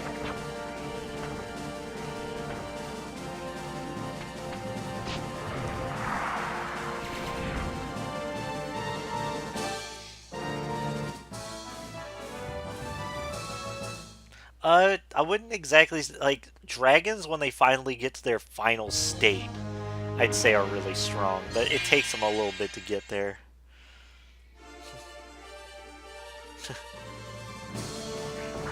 Also, this dragon tamer does not know how to tame dragons because she's trying to tame ninjas.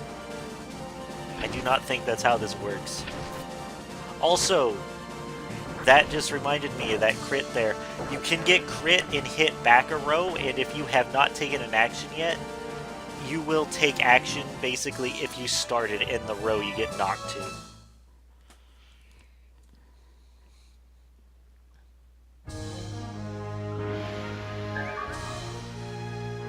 I tame ninjas.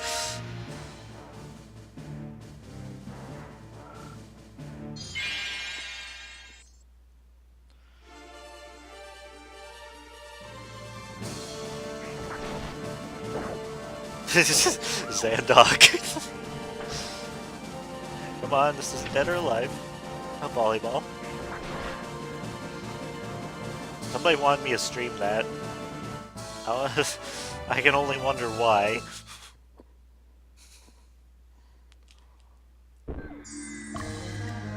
Also, Harold's already making me laugh, and it's only because his name's in all caps.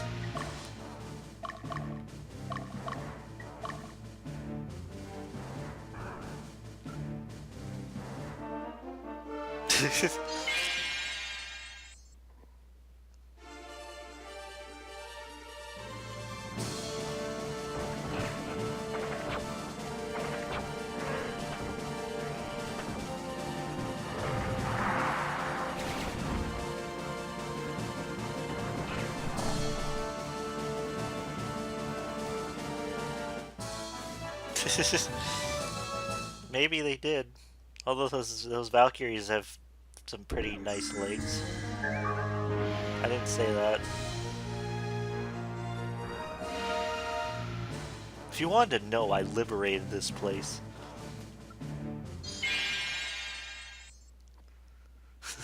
Big brain? Oh yeah, here's a golem. They have a lot of defense. They also hit 3 times, but they don't hit nearly as hard as Hellhounds do. The main thing is their defense.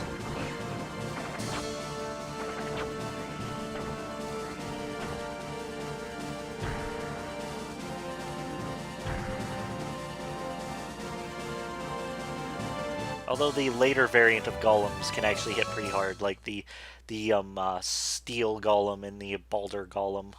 I'm pretty sure the name Balder just gave Refa some bad flashbacks to Devil Survivor.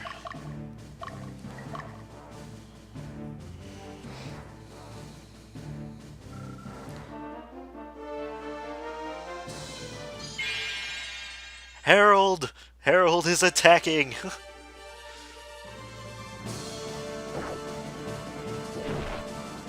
Harold missed!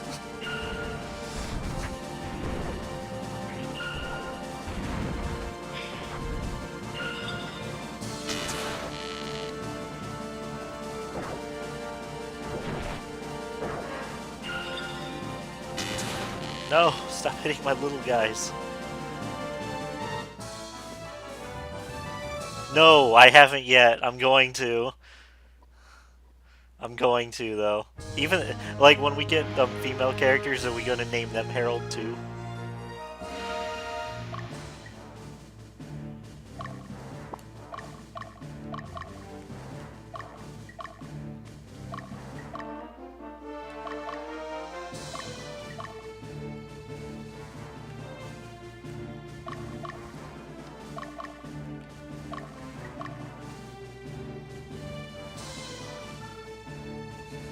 We're ready to attack, sir!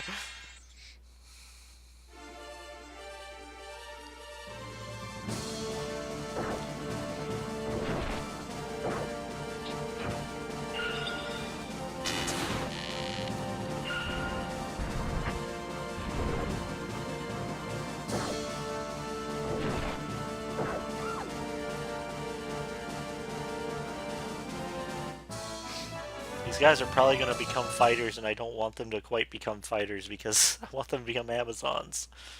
But I can't because the cross deal has the cross right now. I should have thought this through a little better. That was nice.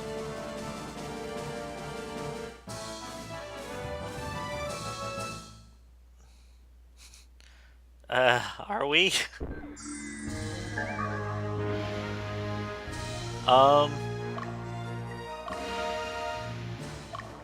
By fighters, do you mean axe guys? Or do you mean these basic little swordsmen? Because, axe fighters in this game actually become one of the most powerful classes in the game.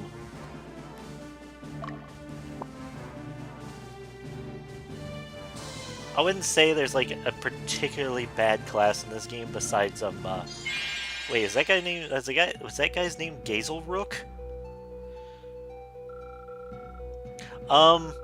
That's because they wouldn't do as well because I already have 2 fighters on the front lines. And, having fighters in the back lines doesn't do anything very well. Because I already have, like, full front line in that army. These old sword guys are called fighters, and they're basically the basic male unit that become everything.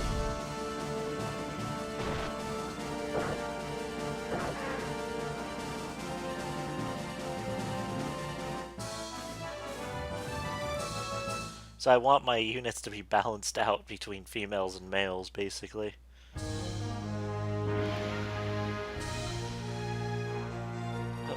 What is that name? That name. Gazer Rook.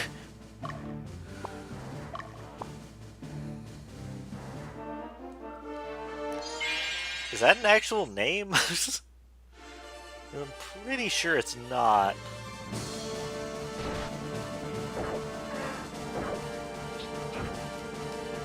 Raven putting in work.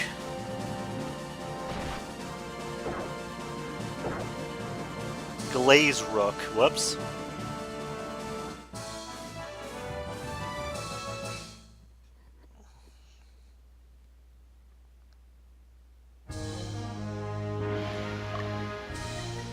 Yeah. Oh, yeah. A sweet covered chess piece. Okay, good. We liberated that.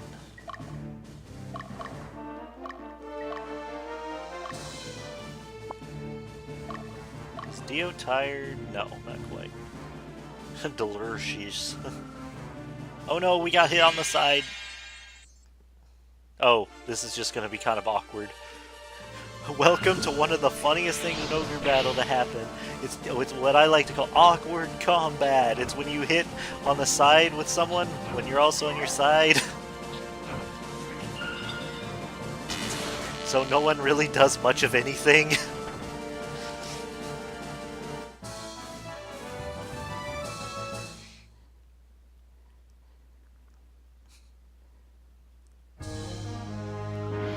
Oh hey, it's Garcia. Oh, there's a dragon. It's an earth dragon.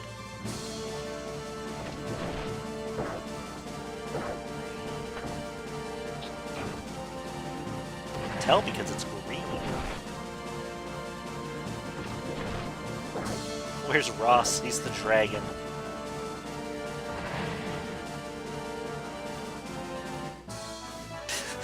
Refa.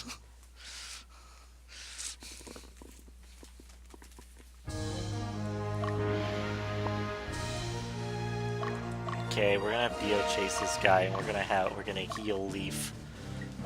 Ice. Hey, Ice, you almost died. Better step it up. Don't want this to be like Oregon Trail.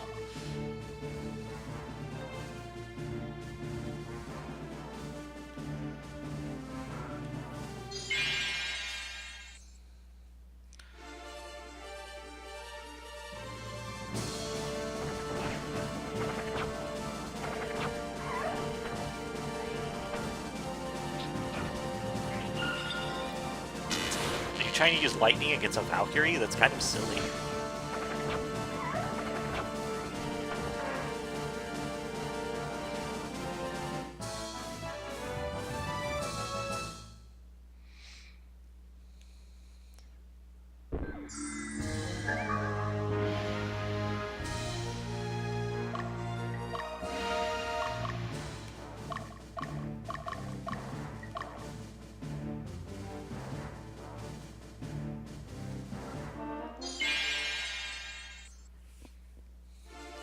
Now, dragons in the back row.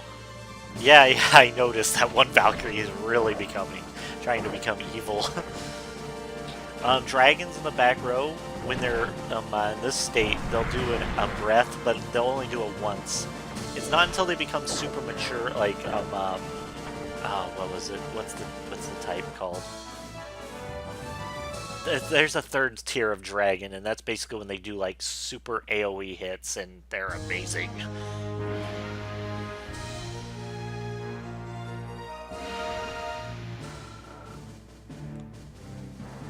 Carnot has been liberated.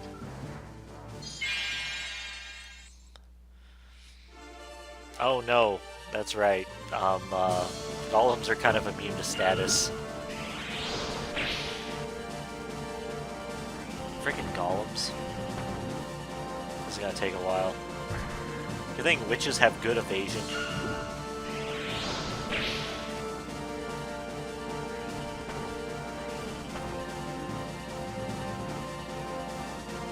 Oh dear, we have too many Amazons in a Already predominantly female army. Let's see if I can rearrange these people.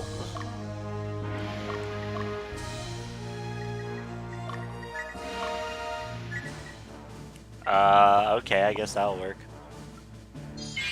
I might need to... I might need to change around armies after this.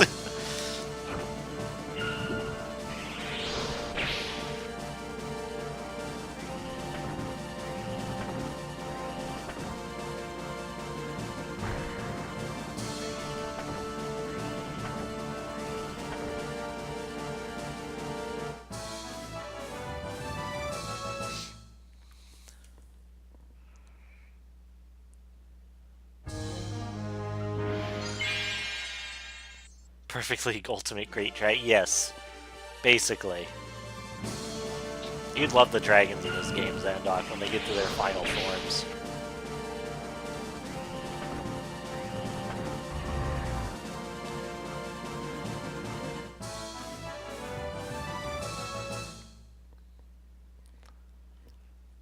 Firing squad.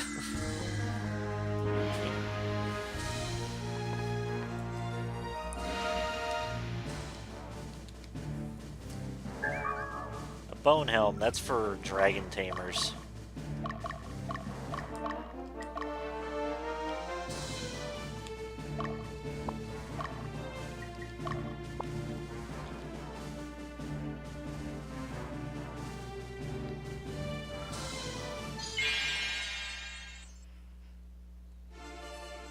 Oh hey, it's Jessica. What are you doing outside Dragon Quest 8? Yeah, I should play Dragon Quest Heroes again. I need to finish that still. Also, that thing in the back is a gremlin, and they can do an attack called Abyss that basically puts people to sleep and does a little damage. They're also really annoying to hit.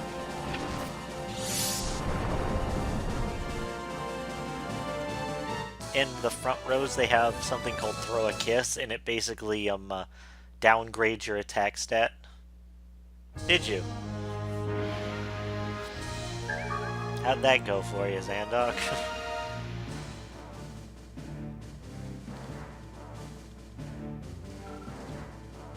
You're right on the castle. You don't have to...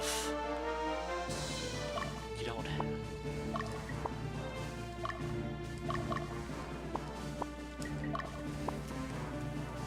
She wrote X2 fanfics. Okay. I forgot, Zandok, are you the one who likes X2? I mean, I like X2 as well, but I seem to recall you being a fellow X2 person.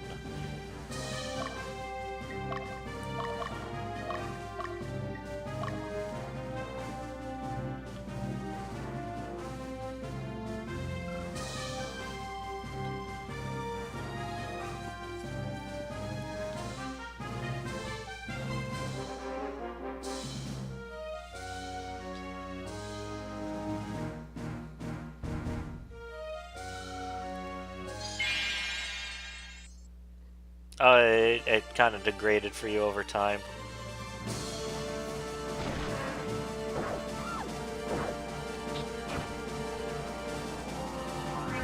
Well, you could always get the 10 and 10-2 HD collection.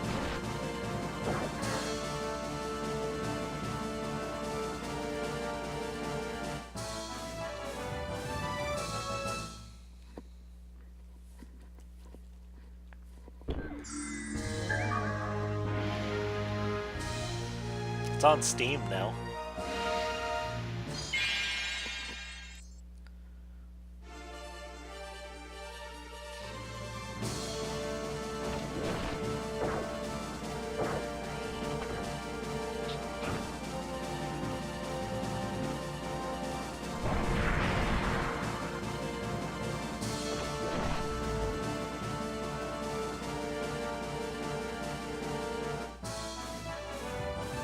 You got World of Final Fantasy. You'll have to tell me how that is, because I actually kind of want to get it, but I'm not 100% sure on it yet. Also, we'll have Dio take the boss down, why not?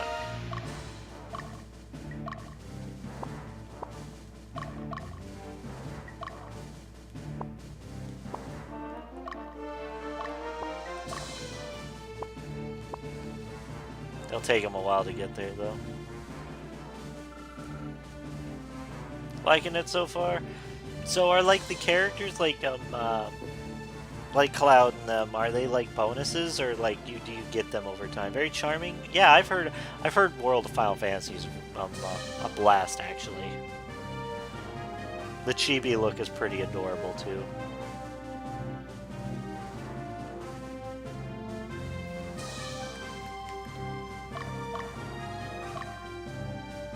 Also, that name, effeminate.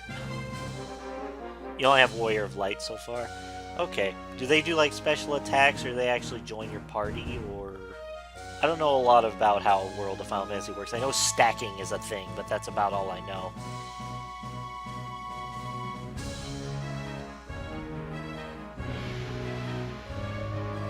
Oh, okay. Oh, there's summons, okay.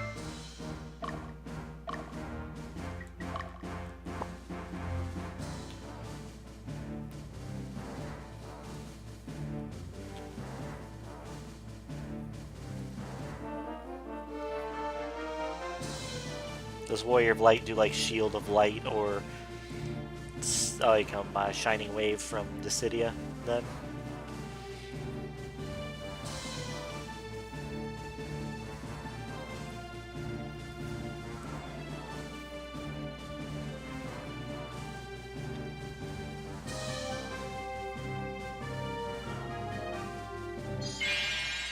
He just whacks a dude, okay.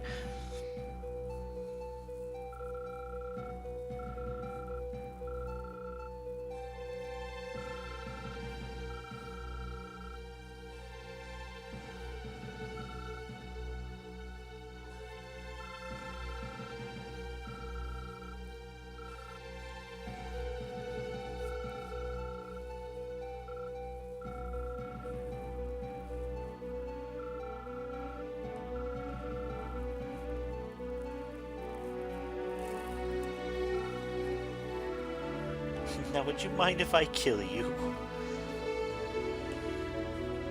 1 second. I gotta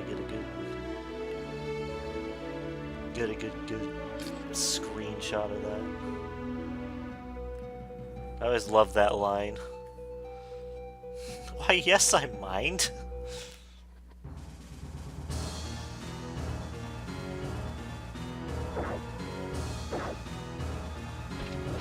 Oh, she blocked Dio's hit. That's not good.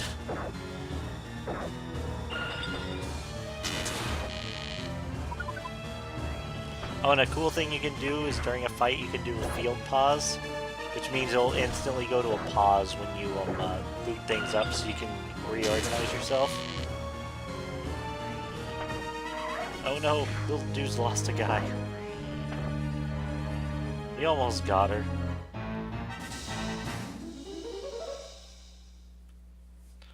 Just need one more round of combat and we're good.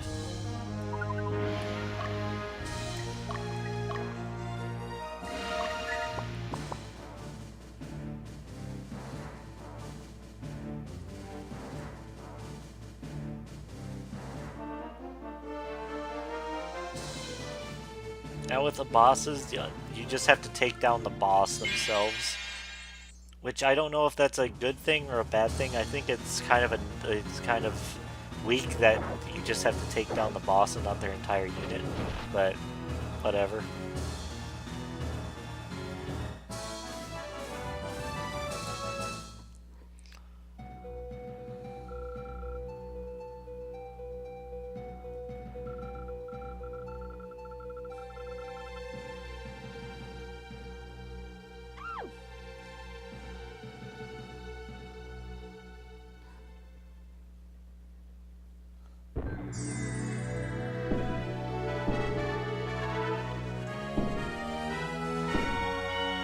Yes, every boss has well, the bosses who die, they have a death quote.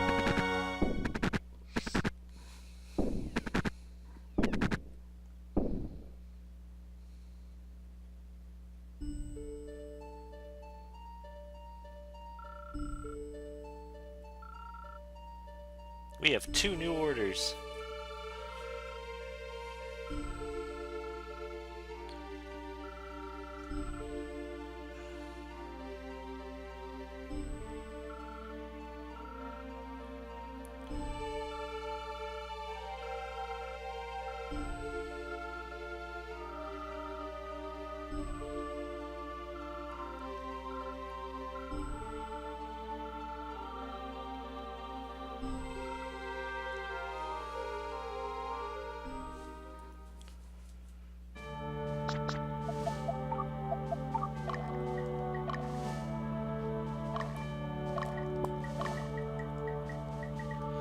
Okay, now our witch can hand Dio one of her new archer.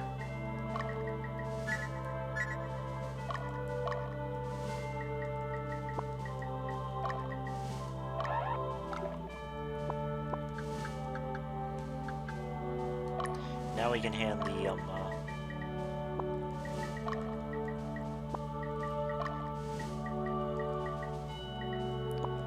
hand the item over to Harold.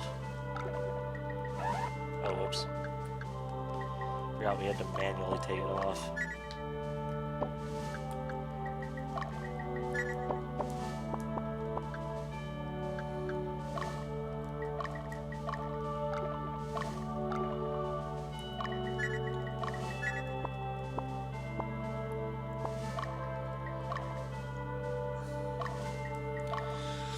Alright, I need to name the other guys Harold, too.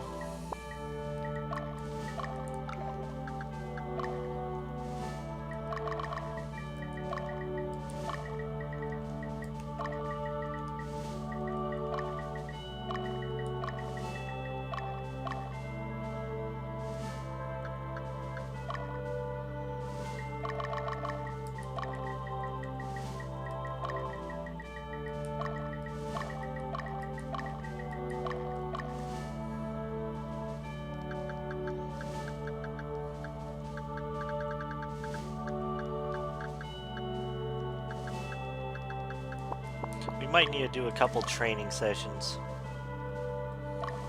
It's an FE4 thing.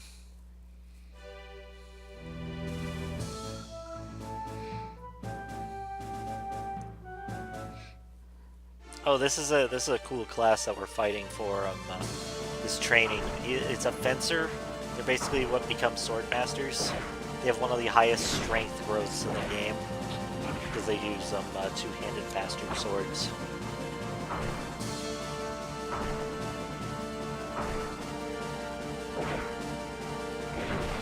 They might kill one of our guys for training. That's not good.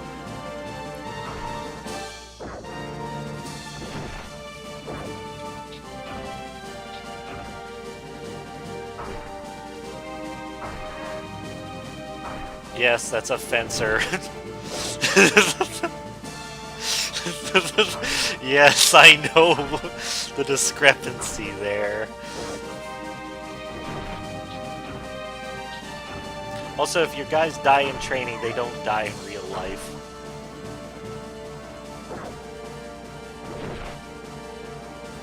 They just don't get experience.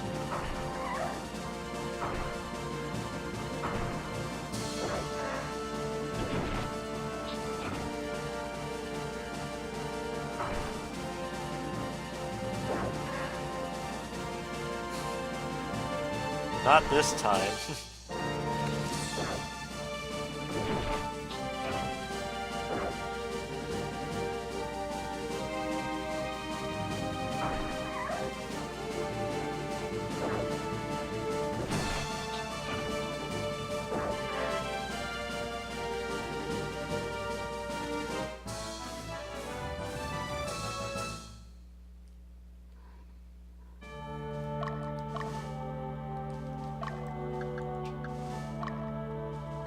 And I forgot the experience doesn't carry over, like if you get 98, it doesn't carry over to the next level.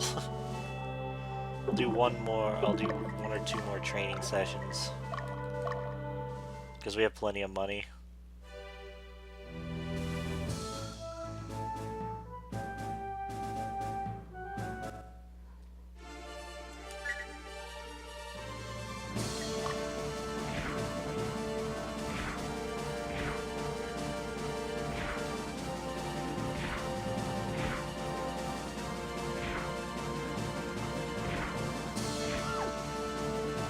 Yeah, that's why I think I'm gonna give Harold another fight, Refa, because I want him to get more experience.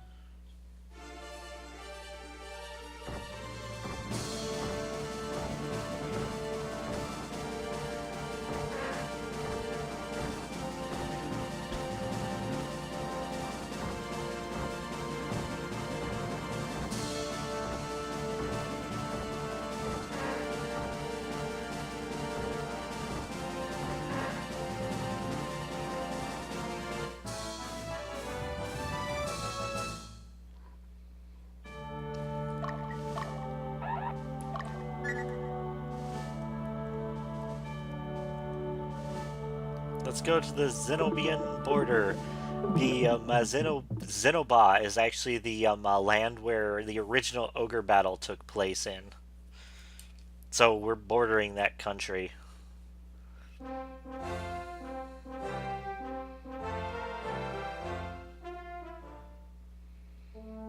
Does Zenoba ever like get mentioned in Tactics Ogre? I don't know where. I think Tactics Ogre takes place in the Lotus Empire itself, but I don't remember. And this is the Palatinus? I always forget how to pronounce it.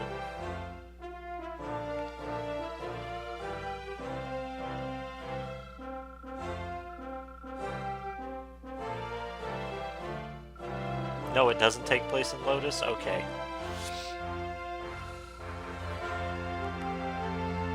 And Lotus doesn't become more significant in this game until later, but basically just know that the kingdom here that we're in is actually owned by Lotus because Lotus beat them in a war.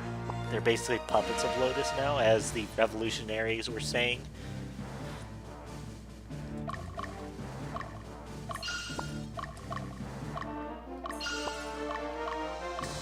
Oh, Knights of Lotus, that's right.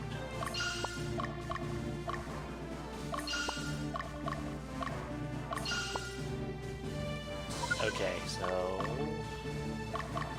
send Magnus here.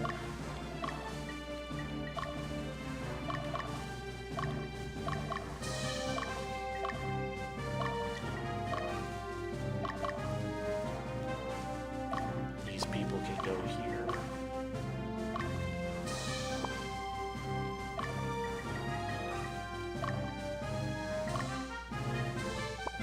Raven's kind of leaning neutral right now, so he can take that city.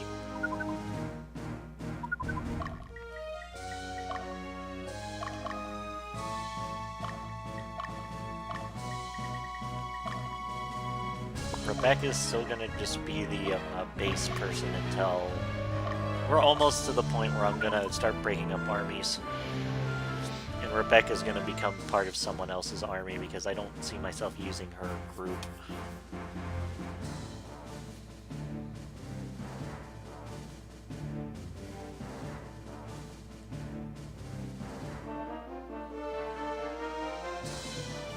I know what you're talking about, Xandar. Oh no, Walter.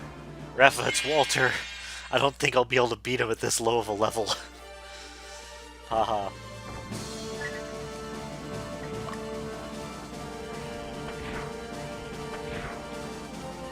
Ooh, these our little guys might get messed up a little bit.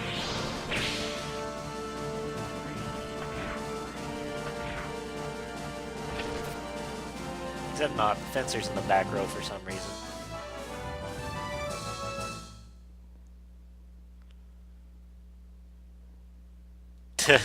You're right. Wait here, Linda, because for some reason you got ahead of Harold and Magnus. I don't know how you manage that, but...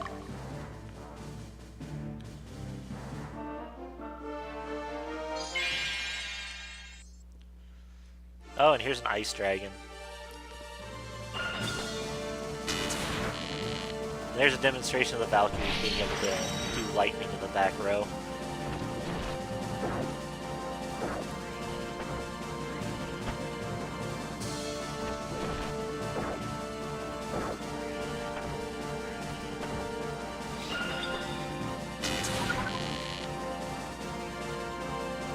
Wow, my archer got messed up.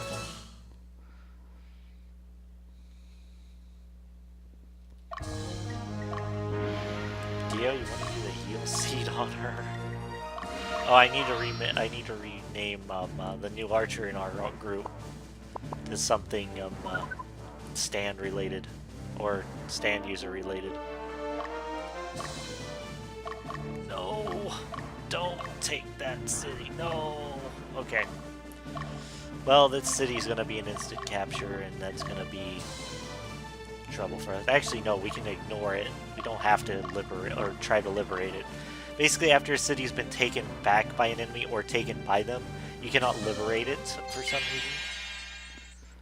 So if you want to go for low chaos frame, or you want to go for high chaos frame, you need to ignore trying to get those back. Basically, what I'm saying is don't lose cities and don't let neutral cities get taken.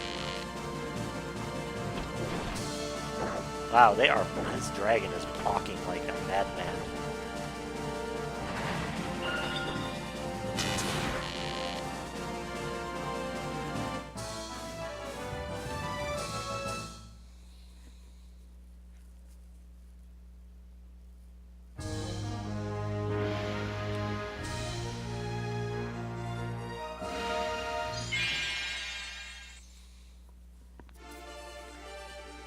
What kind of army is this? Okay, so this guy's a Doll Master, and if he's leading golems, golems get powered up. Doll Masters can also attack twice in most rows. Actually, no, it's their advanced class enchanter that can attack twice in each row, but they're versatile. There's a certain doll you get that, depending on how powerful Magnus is and how powerful the doll is, and it's kind of busted. It's literally the Magnus doll.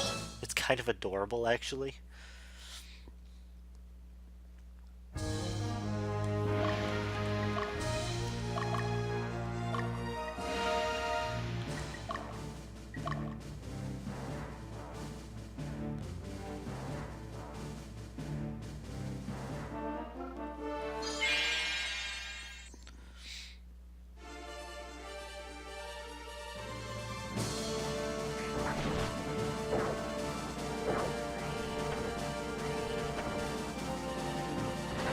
What's up with this army and ice dragons right now?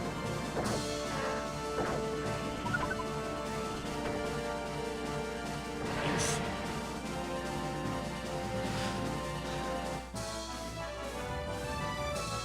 I think that's Lonk getting hit all the time.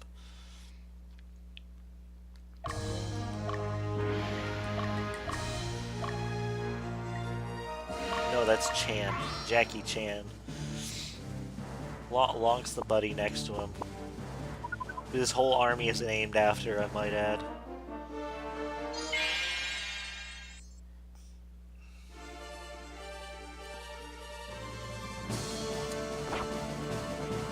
Also, if Magnus dies, you get game over. It's Fire Emblem logic.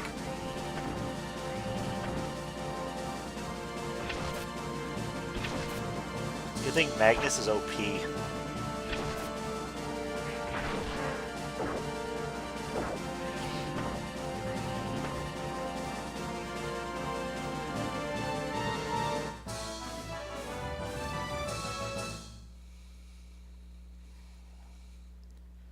He has that early JRPG law of he is one of the best characters in the game.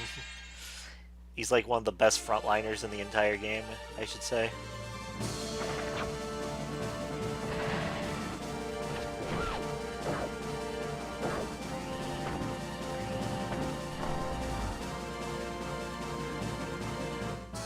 Jackie Chan.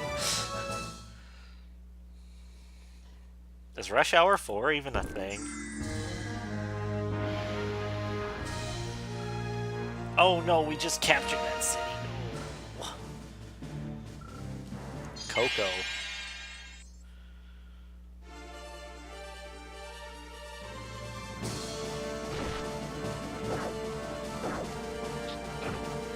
Oh, Jackie says he wants to do it. I still need to see his new movie, the one where he's like, it's more serious and he's doing like a revenge movie. I forget what it... The Foreigner? Is that it? I still need to see that.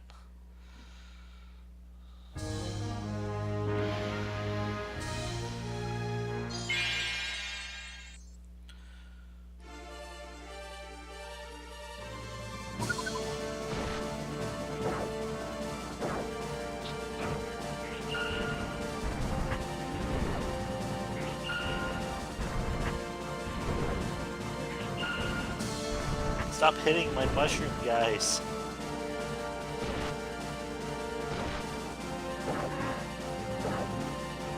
What'd they ever do to you?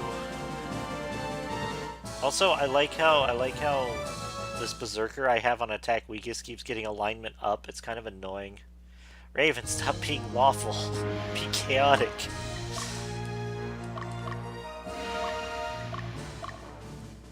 I want you to be my Black Knight later.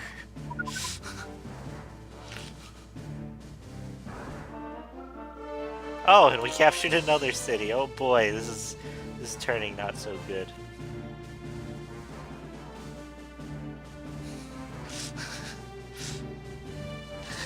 I know. Oh, sorry.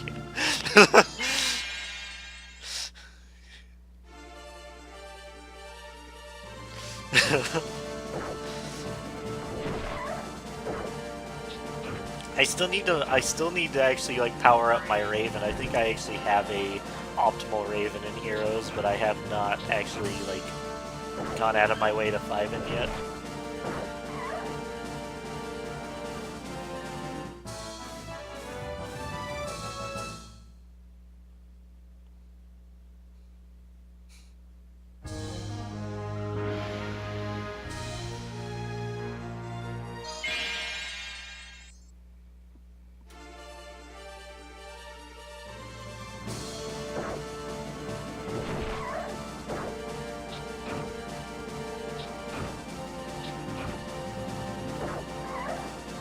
I hope I get the Thracia people when I pull on that banner.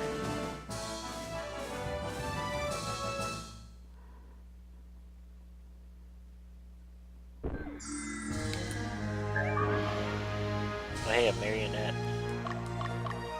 Harold's gonna hunt everyone down.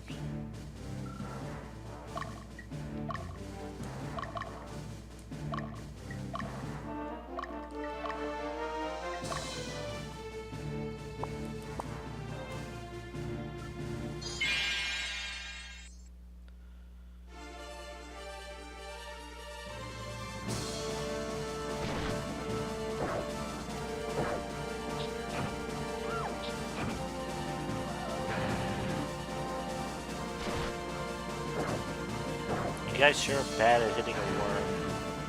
They change into wyverns. They don't start as wyverns for some reason.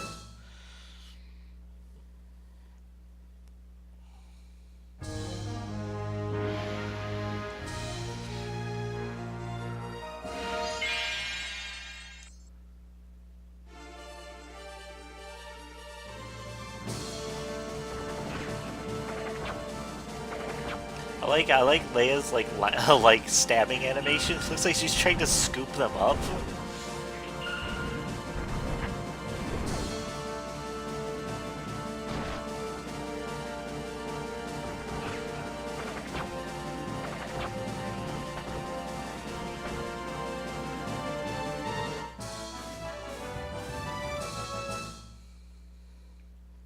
Although it looks like it'd actually be really painful to actually have that hit you like that.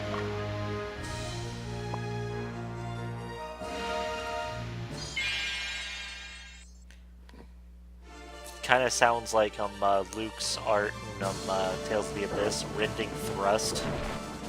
If you actually like think about that, it sounds really painful.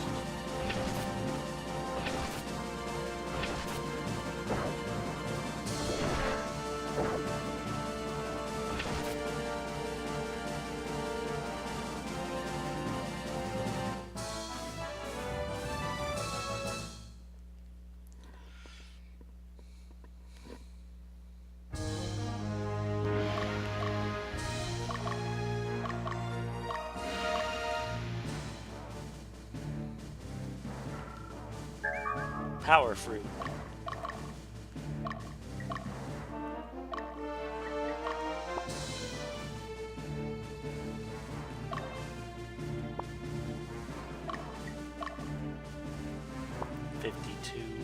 Where's Magnus sitting in terms of alignment?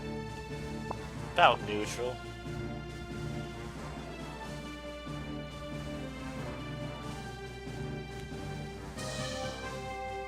The boss is Debonair, who is a general, which he's a unique class to Ogre Battle SNES. he was actually one of the harder fights in Ogre Battle SNES, and he joined Destined. I actually have not checked what Erica's Forge is yet. Like how good it was.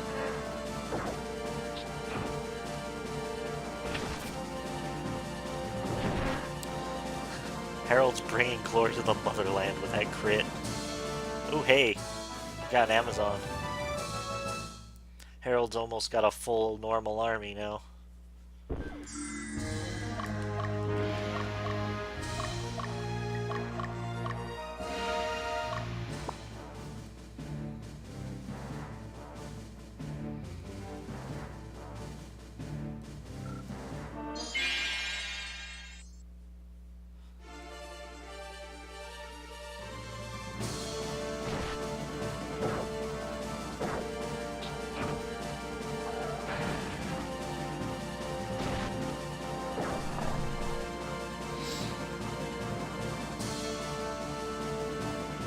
Oh hey, we got another fighter, although I want him to get Amazons. He can trade with someone though.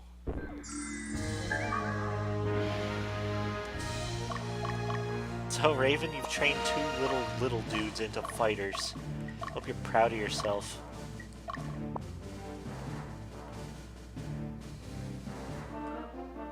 Oh hey, we're fighting Jill. Oh, yes, the Dragon Tamers classic of Gremlins. Freaking Gremlins, man. Shouldn't feed them after dark.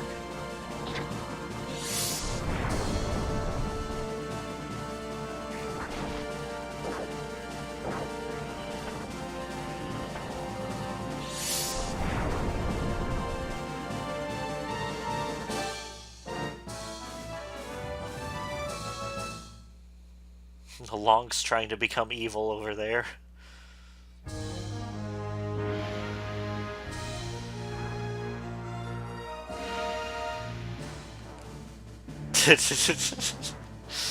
Refa.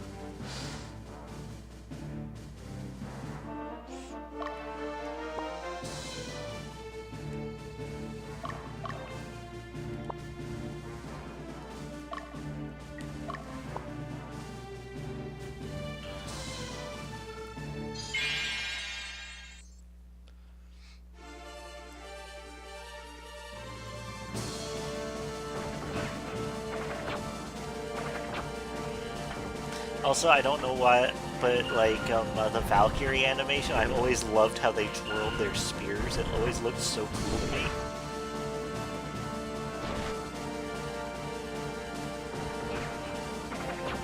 I love the animations in this game in general, to be perfectly honest.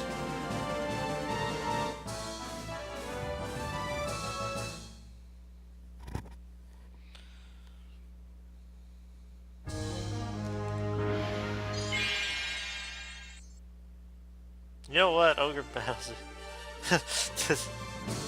Oh, his crit animation?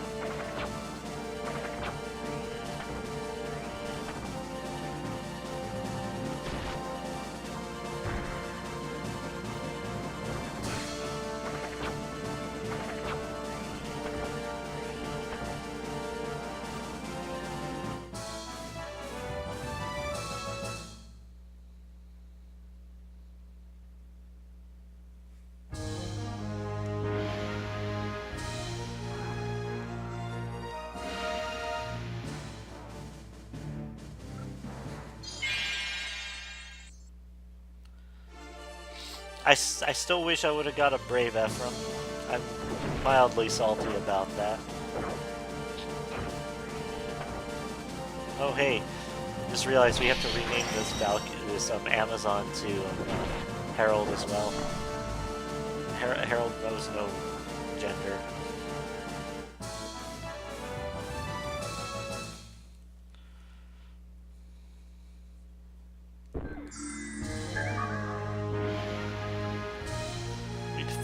Now what?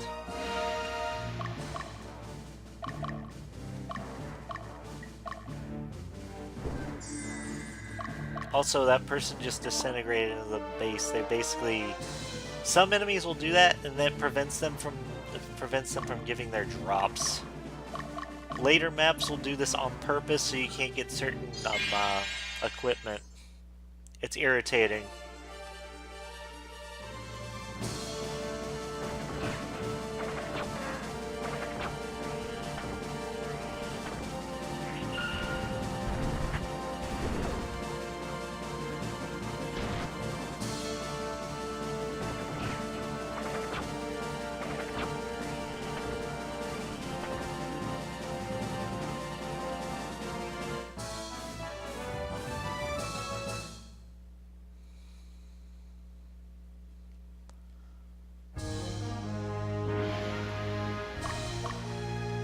About that time again. Magnus time, although I'm Debonair, a little stronger than your average fighter. You know, this team need was 2 clerics.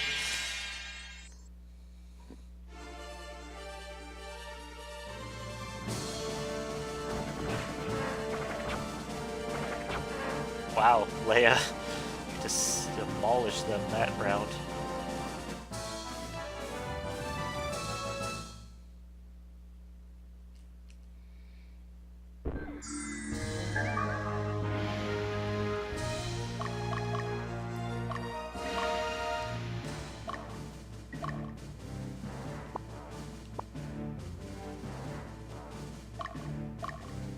Oh, it's Drake. One half of Drake and Josh.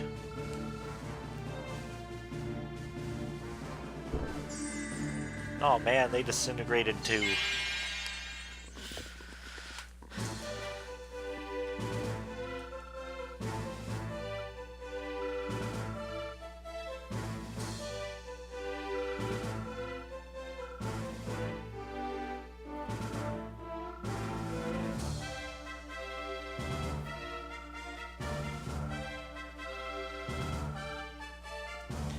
Yeah, but also Debonair is super cool, and maybe we'll get him.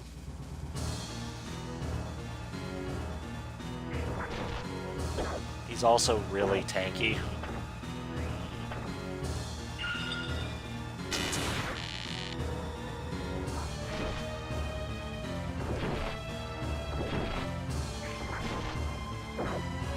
Oh man, is he going to get to do his cool shockwave attack? Sonic Blade!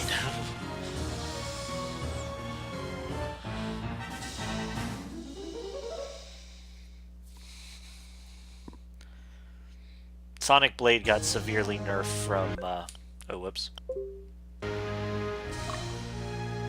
Got severely nerfed from, SNES, though.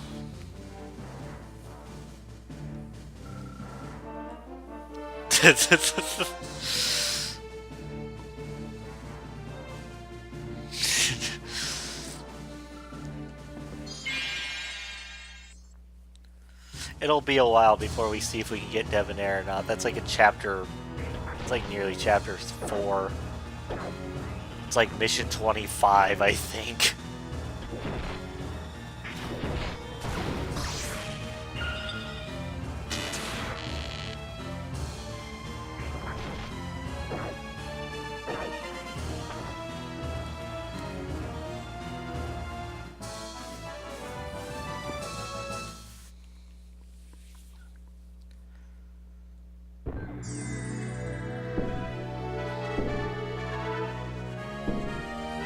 No, sorry, spoilers.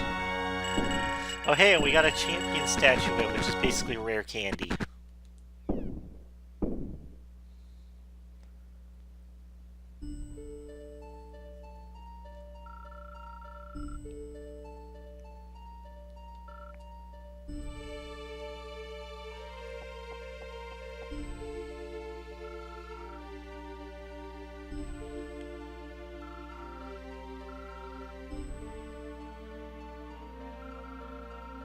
This isn't settled yet.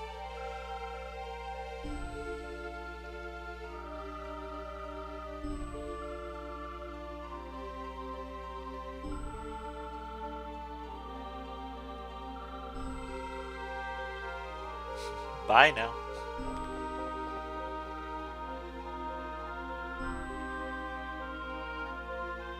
Curious sugar? What?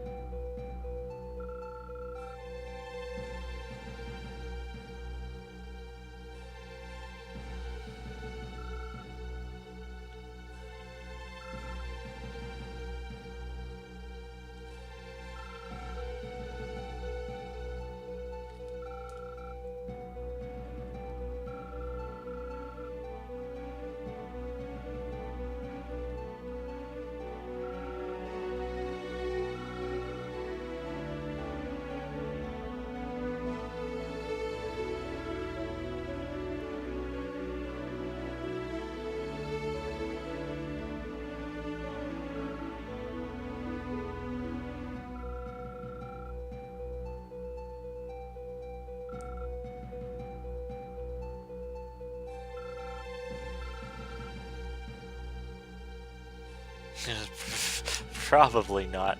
Especially since he's the main character of SNES.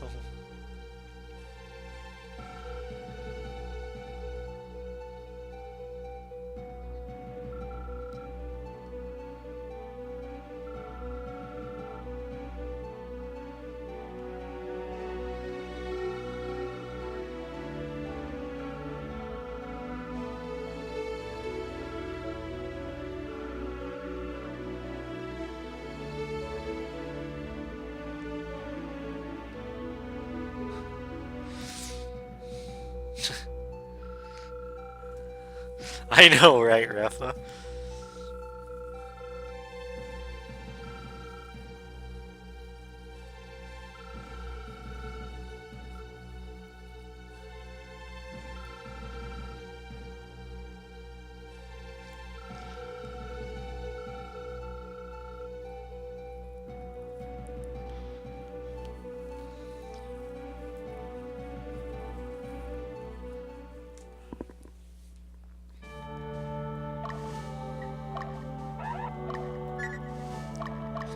Now let's see if we can change anyone's class.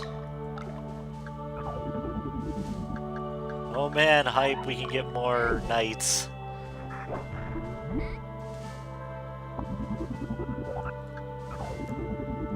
Long can be a berserker.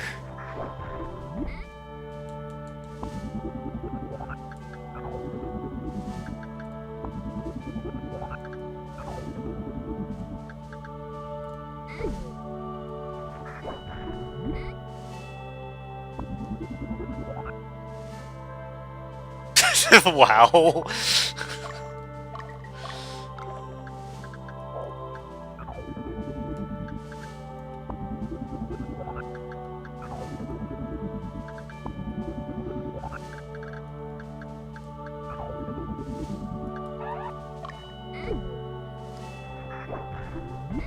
Yes, they are very lordly.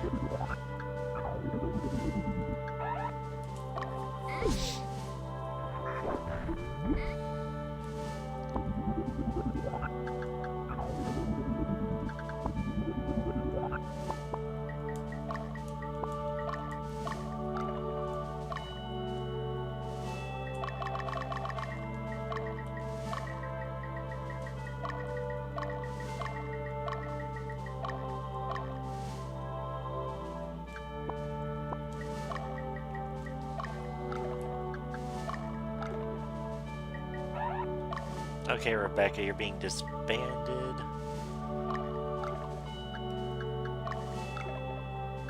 for now, you're gonna be put in the Raven crew.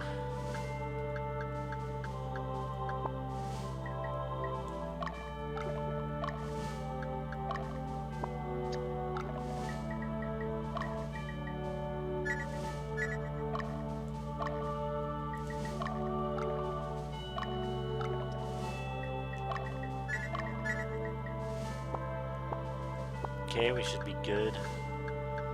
I want to use the Griffin, but we don't have any, like, Beast Tamers. Maybe we could do it with the Witch, actually.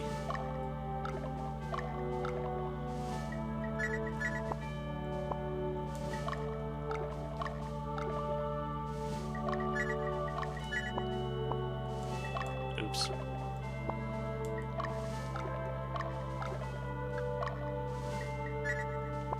There we go.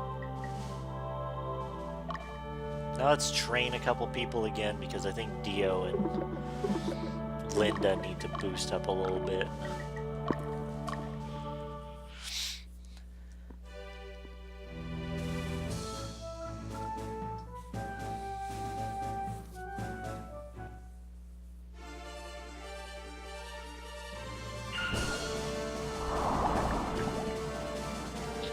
Also, poison in this game works like Castlevania poison. It just weakens you.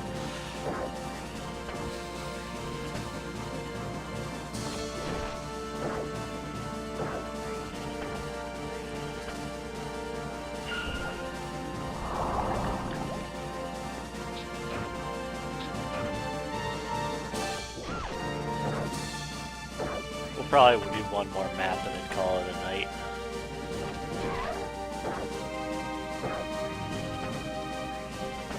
Basically because it costs money. It doesn't cost that much money at first, so you can kind of abuse it a little bit.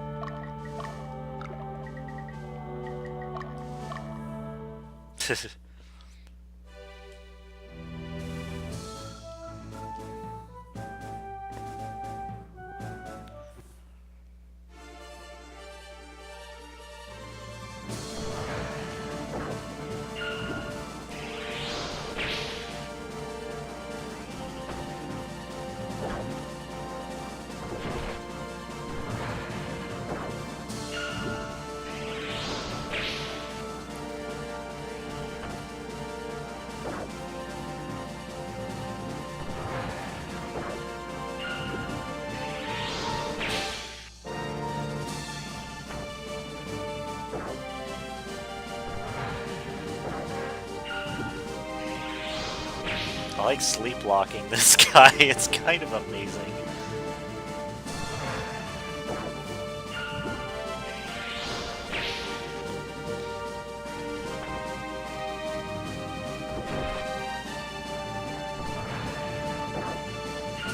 Now what determines what spell your spellcasters use is actually their home element. So Linda is ice or water, so she does the Slumber Mist.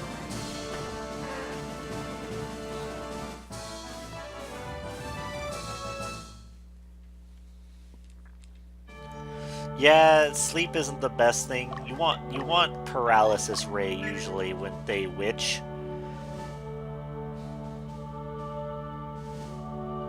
The only thing witches have good, because they mostly do status ailments, is that they have really good magical growth. So, like, when we make her a sorceress, she should do really good. Actually, I might do one more training session with her, just so she's set for the next map. And then we can do the next map, and that'll probably be the last one for the night.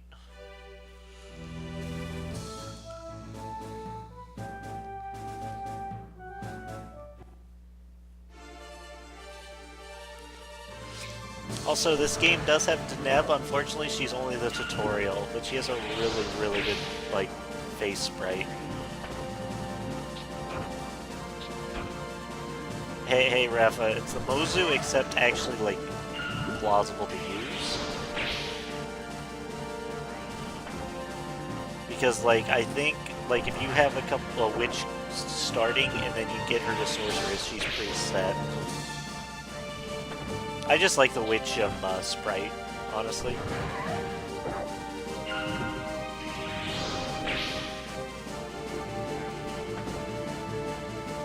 It's a shame she didn't have Paralysis Ray, though, because that actually stuns.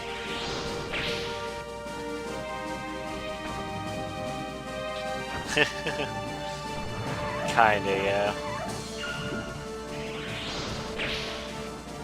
A lot more chances to be a valuable asset to a unit, though, because you have so many characters you need to have per unit.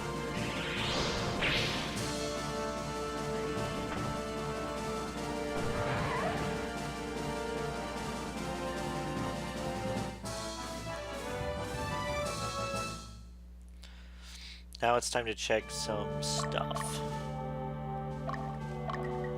Class changes. Nope. Nope. Oh wow, more classes open. Oh, I wonder if our witch can actually become a sorceress, like I just said. Let's see.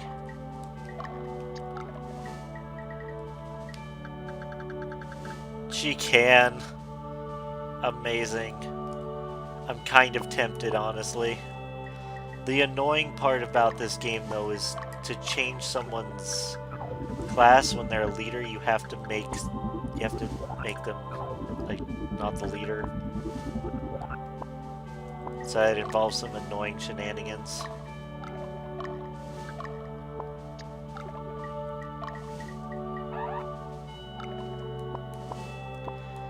Which is basically remove character, disband unit.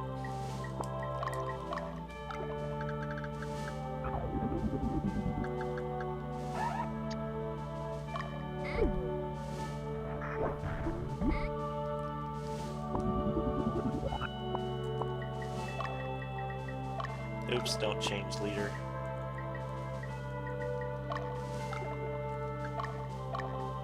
Oops.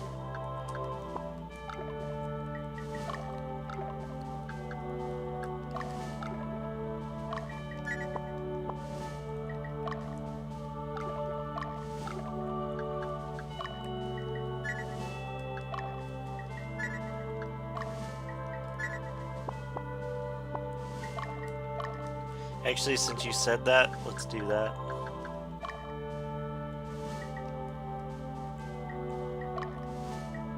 Oops.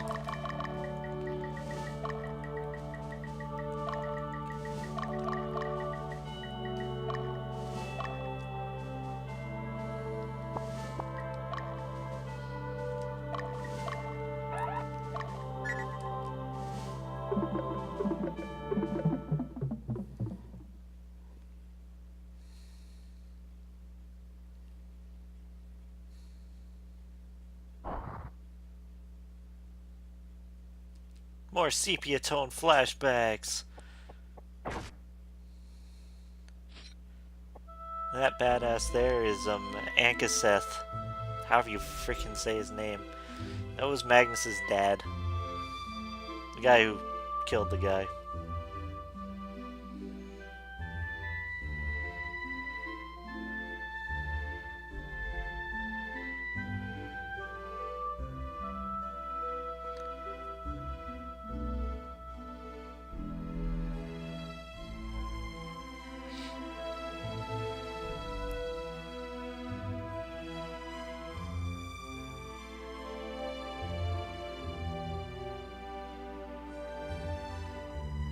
Ah, ellipsy attack!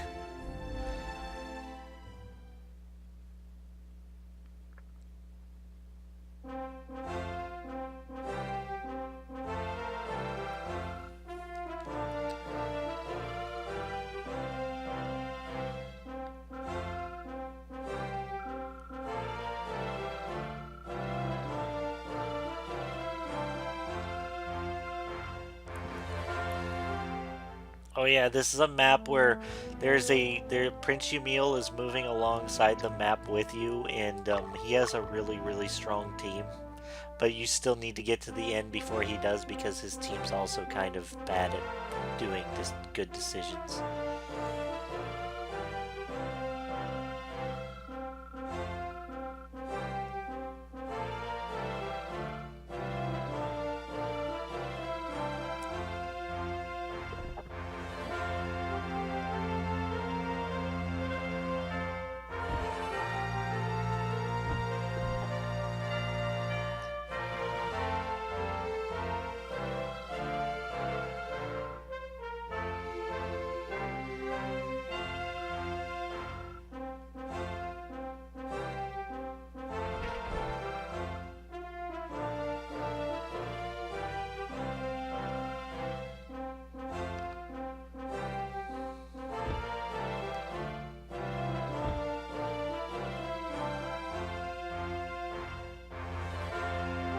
I like how Dio just completely like overturned that chair.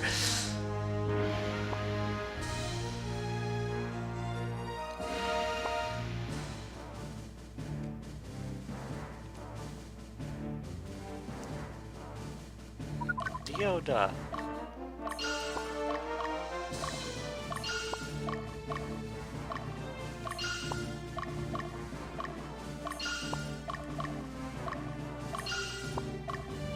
Okay, and this is Yumil's team.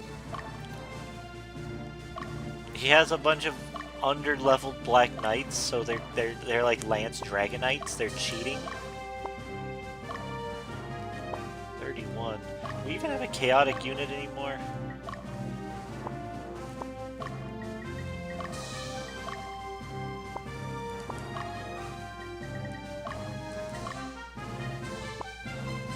No, we don't.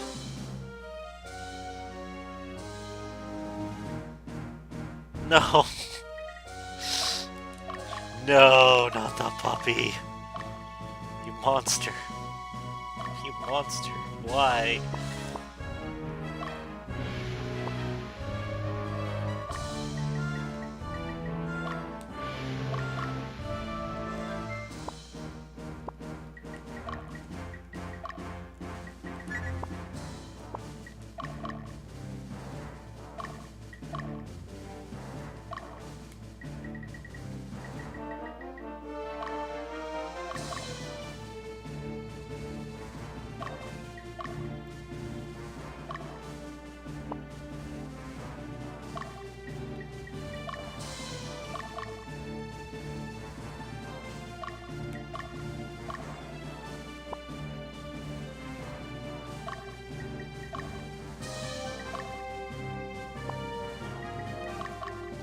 Doing a bunch of moves in advance because it shouldn't be too difficult to get through this map.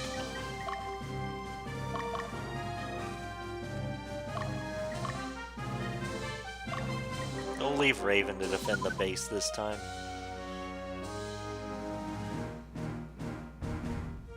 Look at this big old mob.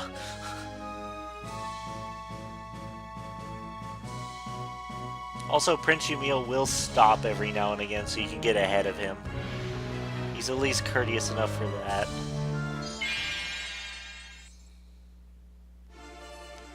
Oh yeah, these guys are Hawkmen. Will become more relevant later. But basically, if you have an entire unit led by a upgraded Hawkman, and they all can fly, basically they have better movement. And they can go over water and all that good stuff. To make up for that, they're weaker than humans overall, but they can still be fairly strong.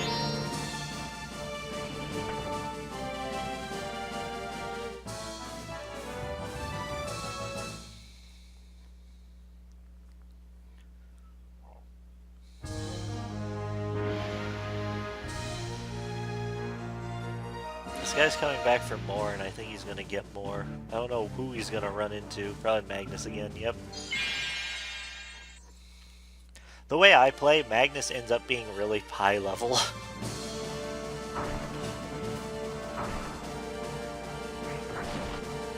uh, what's his name? I know his name.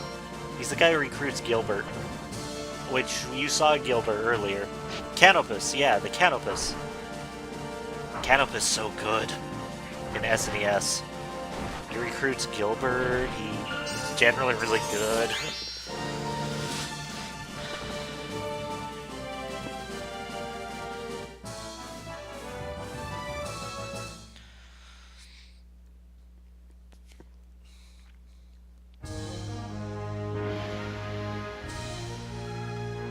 Pylon.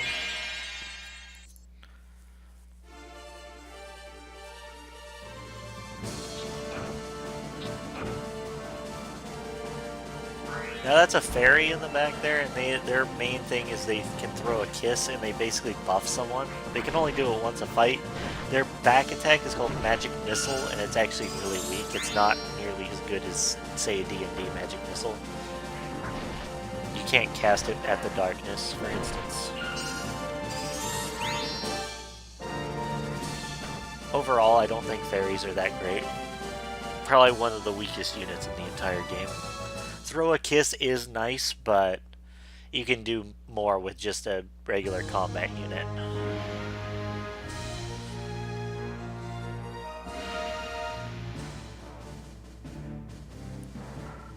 Oh, hey, we got hit on the side. I didn't think about that.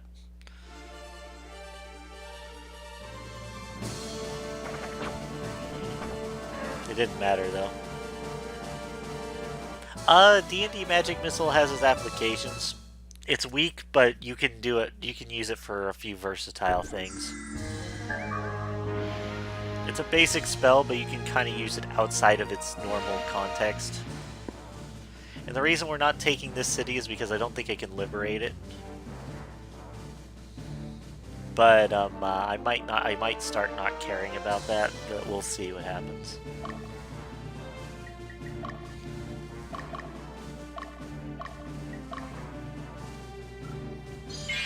Oh hey, it's Holly. I hope we don't have to go on an Egyptian quest to save her, considering she's not going to live through this encounter.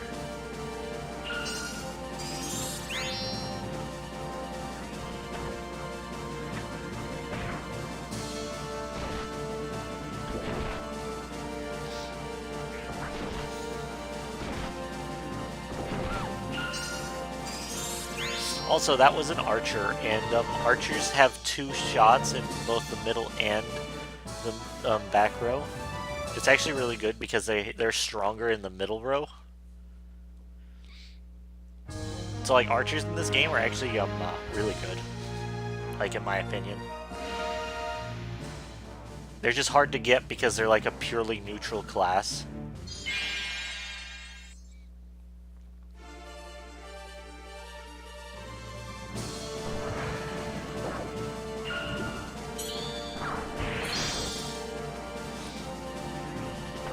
And now since Lind is a sorceress, now she does ice. Yeah. Archers are actually stronger in the middle. Until they turn into Dianas, and then they get 3 shots in the back row. Dianas are so good. At least in my opinion.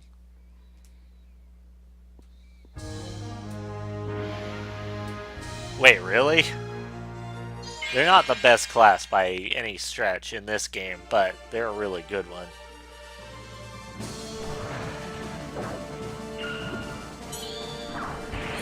Honestly, the best class in this game are probably the magic classes. So Archsage, Siren, Ninja Master. My opinion anyways, because combined magic is ridiculously OP in this game. But like, actually wait, if uncounting those classes, Lich and Princess. Lich and Princess are the best classes in this game, hands down. Oh hey, Prince Yumili, you liberated the city. Yeah, sorry, Refa, I mentioned Lich after that. Yeah, Lich is definitely... Yeah, Lich and Princess are definitely the best classes in this game. You know, Liches already do 3 spell shots, and Princess will just give them a 4th. Yeah. Lich is a magic user. I derped up and wasn't thinking of specialist classes. Sorry. I was just thinking of generic classes.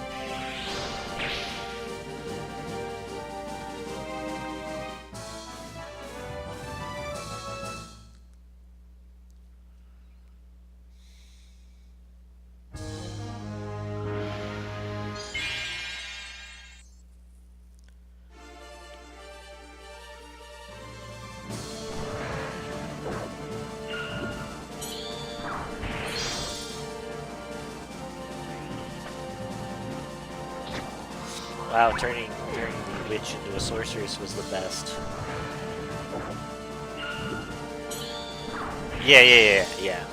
Although Lich has gotten surprisingly early-ish, like Chapter 3, which is around Mission 20. You surprisingly can have a Lich for a significant chunk of this game. It's Princess. The Princess is the one where you don't get it for a bit. Oh, and here's a special character. You just get him by recruiting or by getting to the city.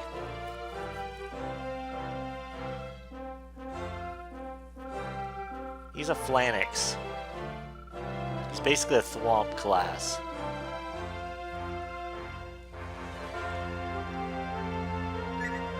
And the only reason you'd refuse him is the sigh.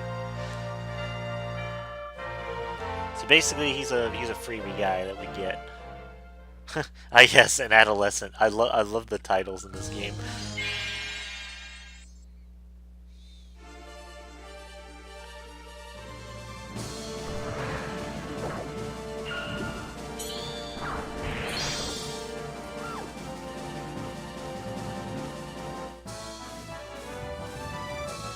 Okay. The thing with Ogre Battle, weirdly enough, is the unique characters like Troy, they have a unique palette for their main class, but they don't have a unique palette for any of their other classes. It's kind of frustrating. Okay, see you, Raven. Thanks for joining. Hope you enjoyed. Hope you join me for future ones, too.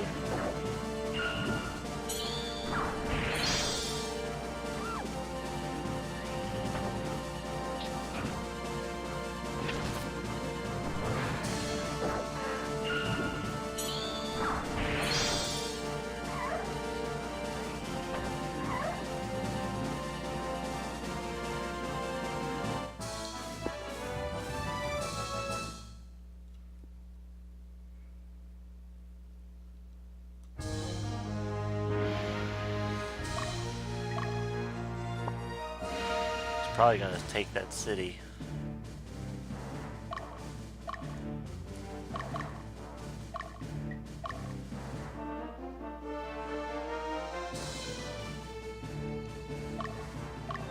Oh hey, it's Charlotte.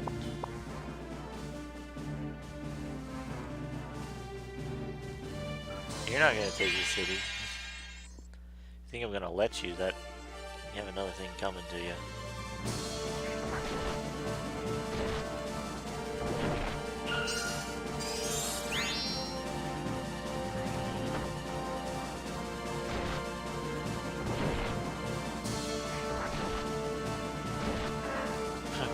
Digger.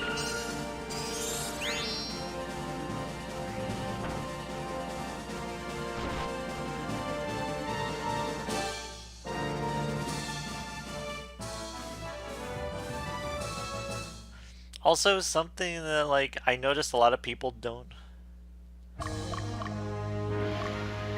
It gets tougher, like, I think I mentioned it on Discord, but, like, mid-game is where the game kicks up in difficulty. The early game is pretty easy, and late game's pretty easy. Mid-game is the most challenging part of the game. There's a couple late-game maps that can give you some trouble. And also, I just know how to optimize my units really well, so the early game seems even easier than it is.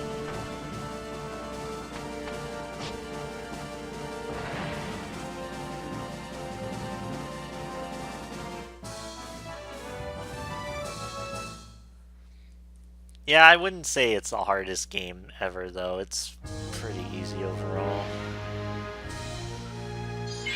But yeah, mid-game. I'd say mid-game is usually what gives me any kind of trouble if it does. I'm also like, this is like my 13th time playing through the game or so. I've probably played the beginning more than 13 times as well. Yeah, not being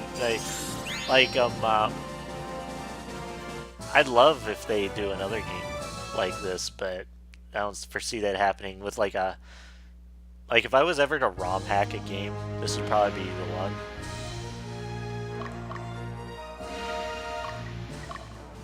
Because a lot of things that frustrate me with how easy it is in some ways is attributed to like how the enemy positions itself in like its armies.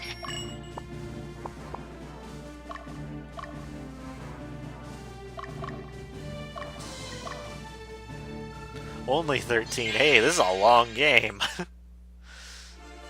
we're still in the beginning, man. I noticed the pace of the game gets faster as you get further, though. Even though the maps seem to get bigger, you just start rocking and rolling through people faster. Oh, come on. 1 HP, man.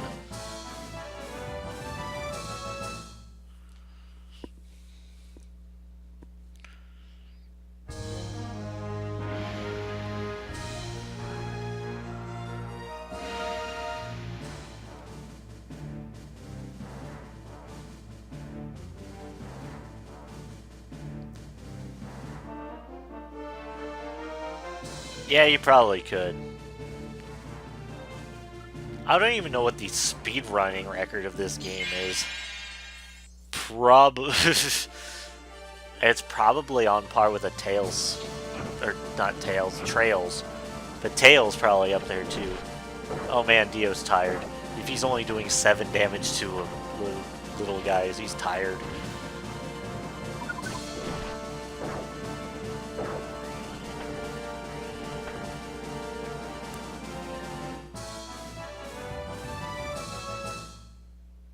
And yet he still won the encounter. Basically, what determines 100% speed run? What would 100% constitute in this game? Would it be lowest chaos frame, get all the characters in that run, get all the classes possible?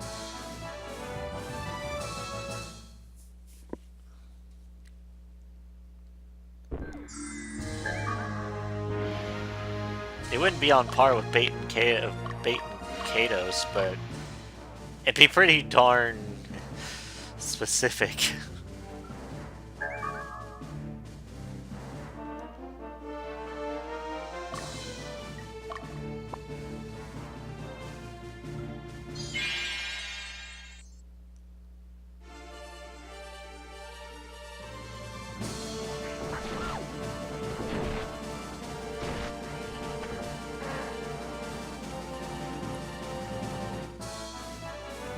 100% Animal Crossing speedrun? What is that, getting all the furniture? Getting all the songs?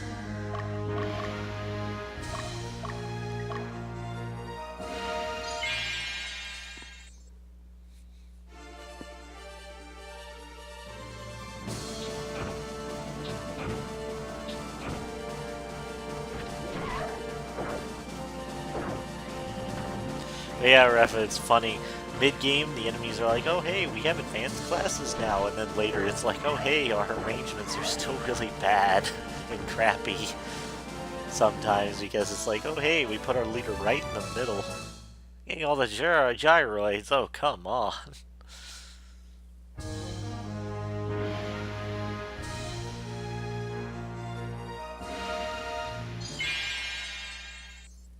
I'm surprised I have not run across an enemy named Mario yet. That's usually a surprisingly common name in this game.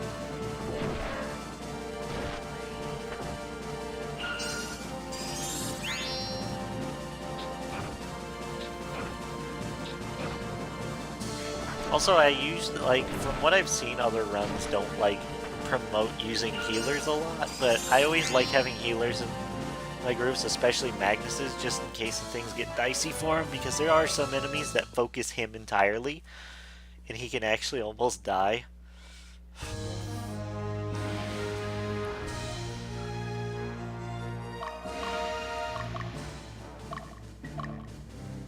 Like, there's one late game map in particular, there's this mage unit, and if Magnus is in their range, they will nuke him, and only him. It's kind of hilarious. Also, Harold's getting the boss kill.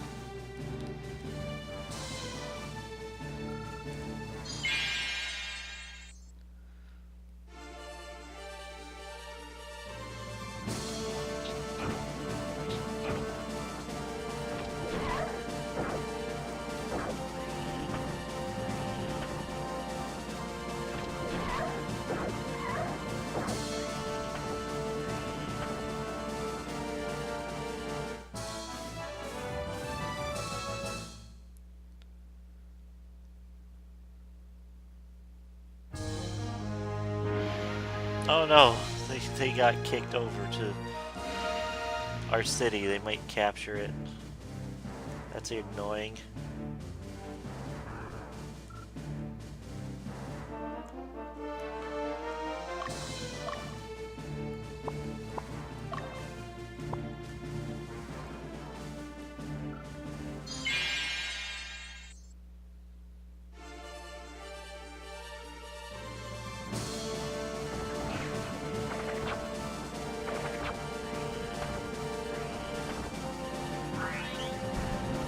Also, it's always funny when fairies buff themselves because they don't have any other actions, so literally the only reason they're buffing themselves is so they can dodge better.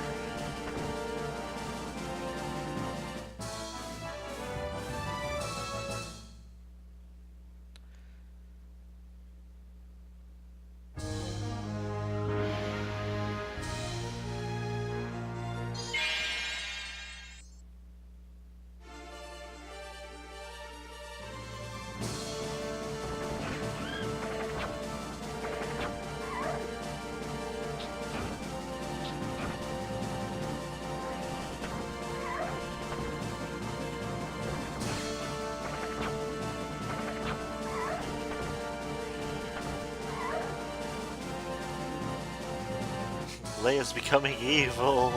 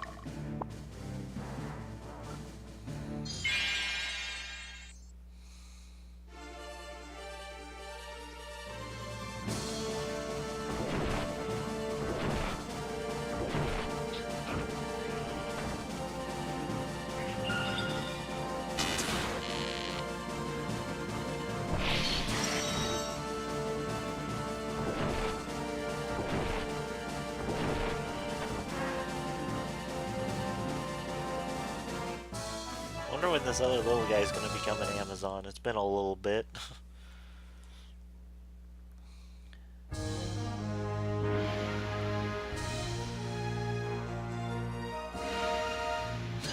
We gotta finish off Fernando's army,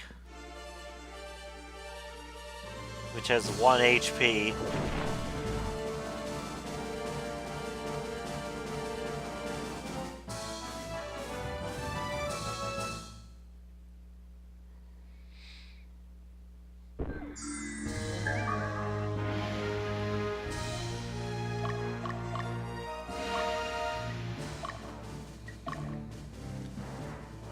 We're probably gonna run into the boss before we get to this guy, but it doesn't matter too much.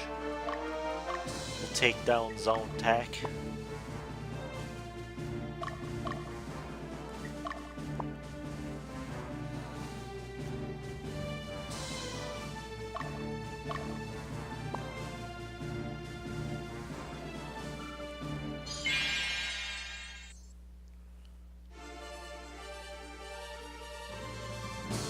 Now, I used to have Magnus right dead center, and that's actually not good, because then he's a prime target. That's why I have him on the side.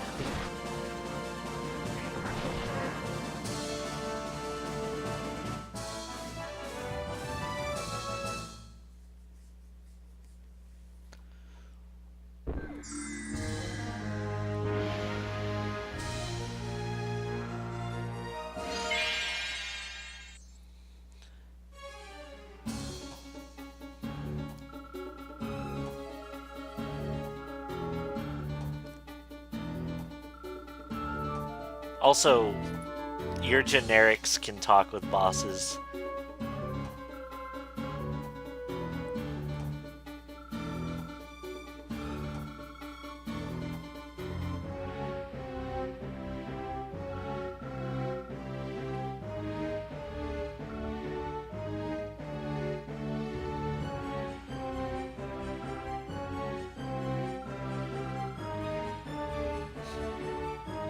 We must kill you for the motherland.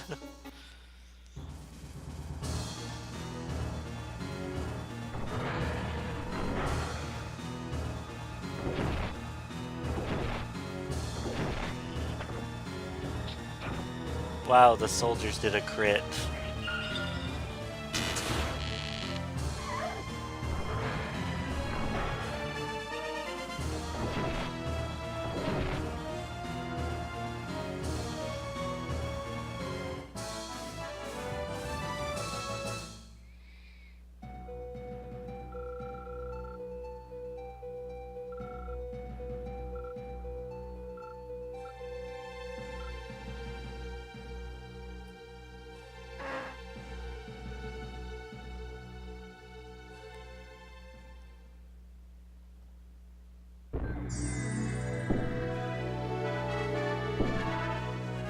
Yay! We got an arc wand, which will be good for Lynn.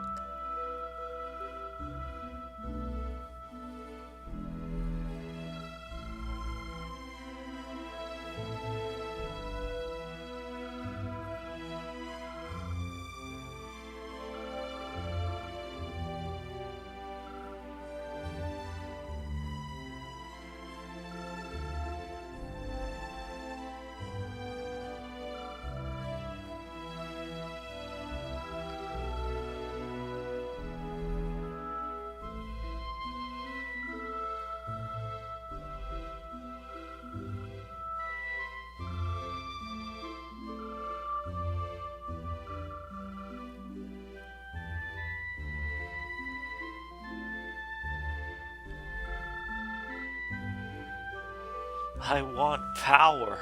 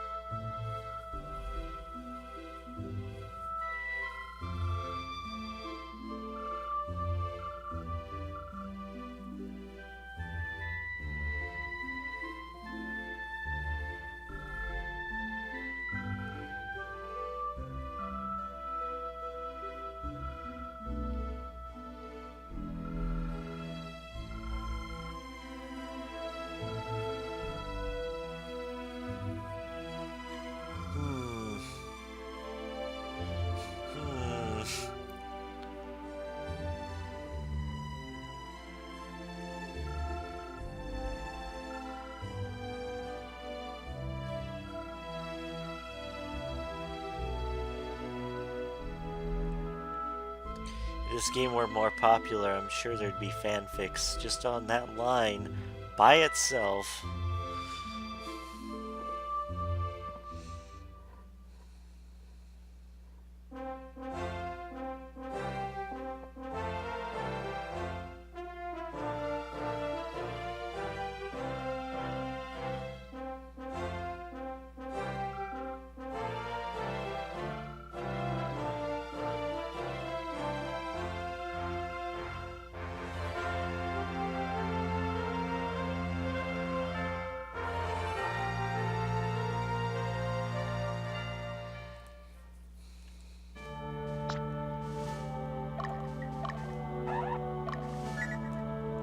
Okay, and with that, I think I'll call it a stream. It's been fun, and we'll probably do this again sometime in the next week. So, those of you stood around, thank you, and I hope to see you all again next week.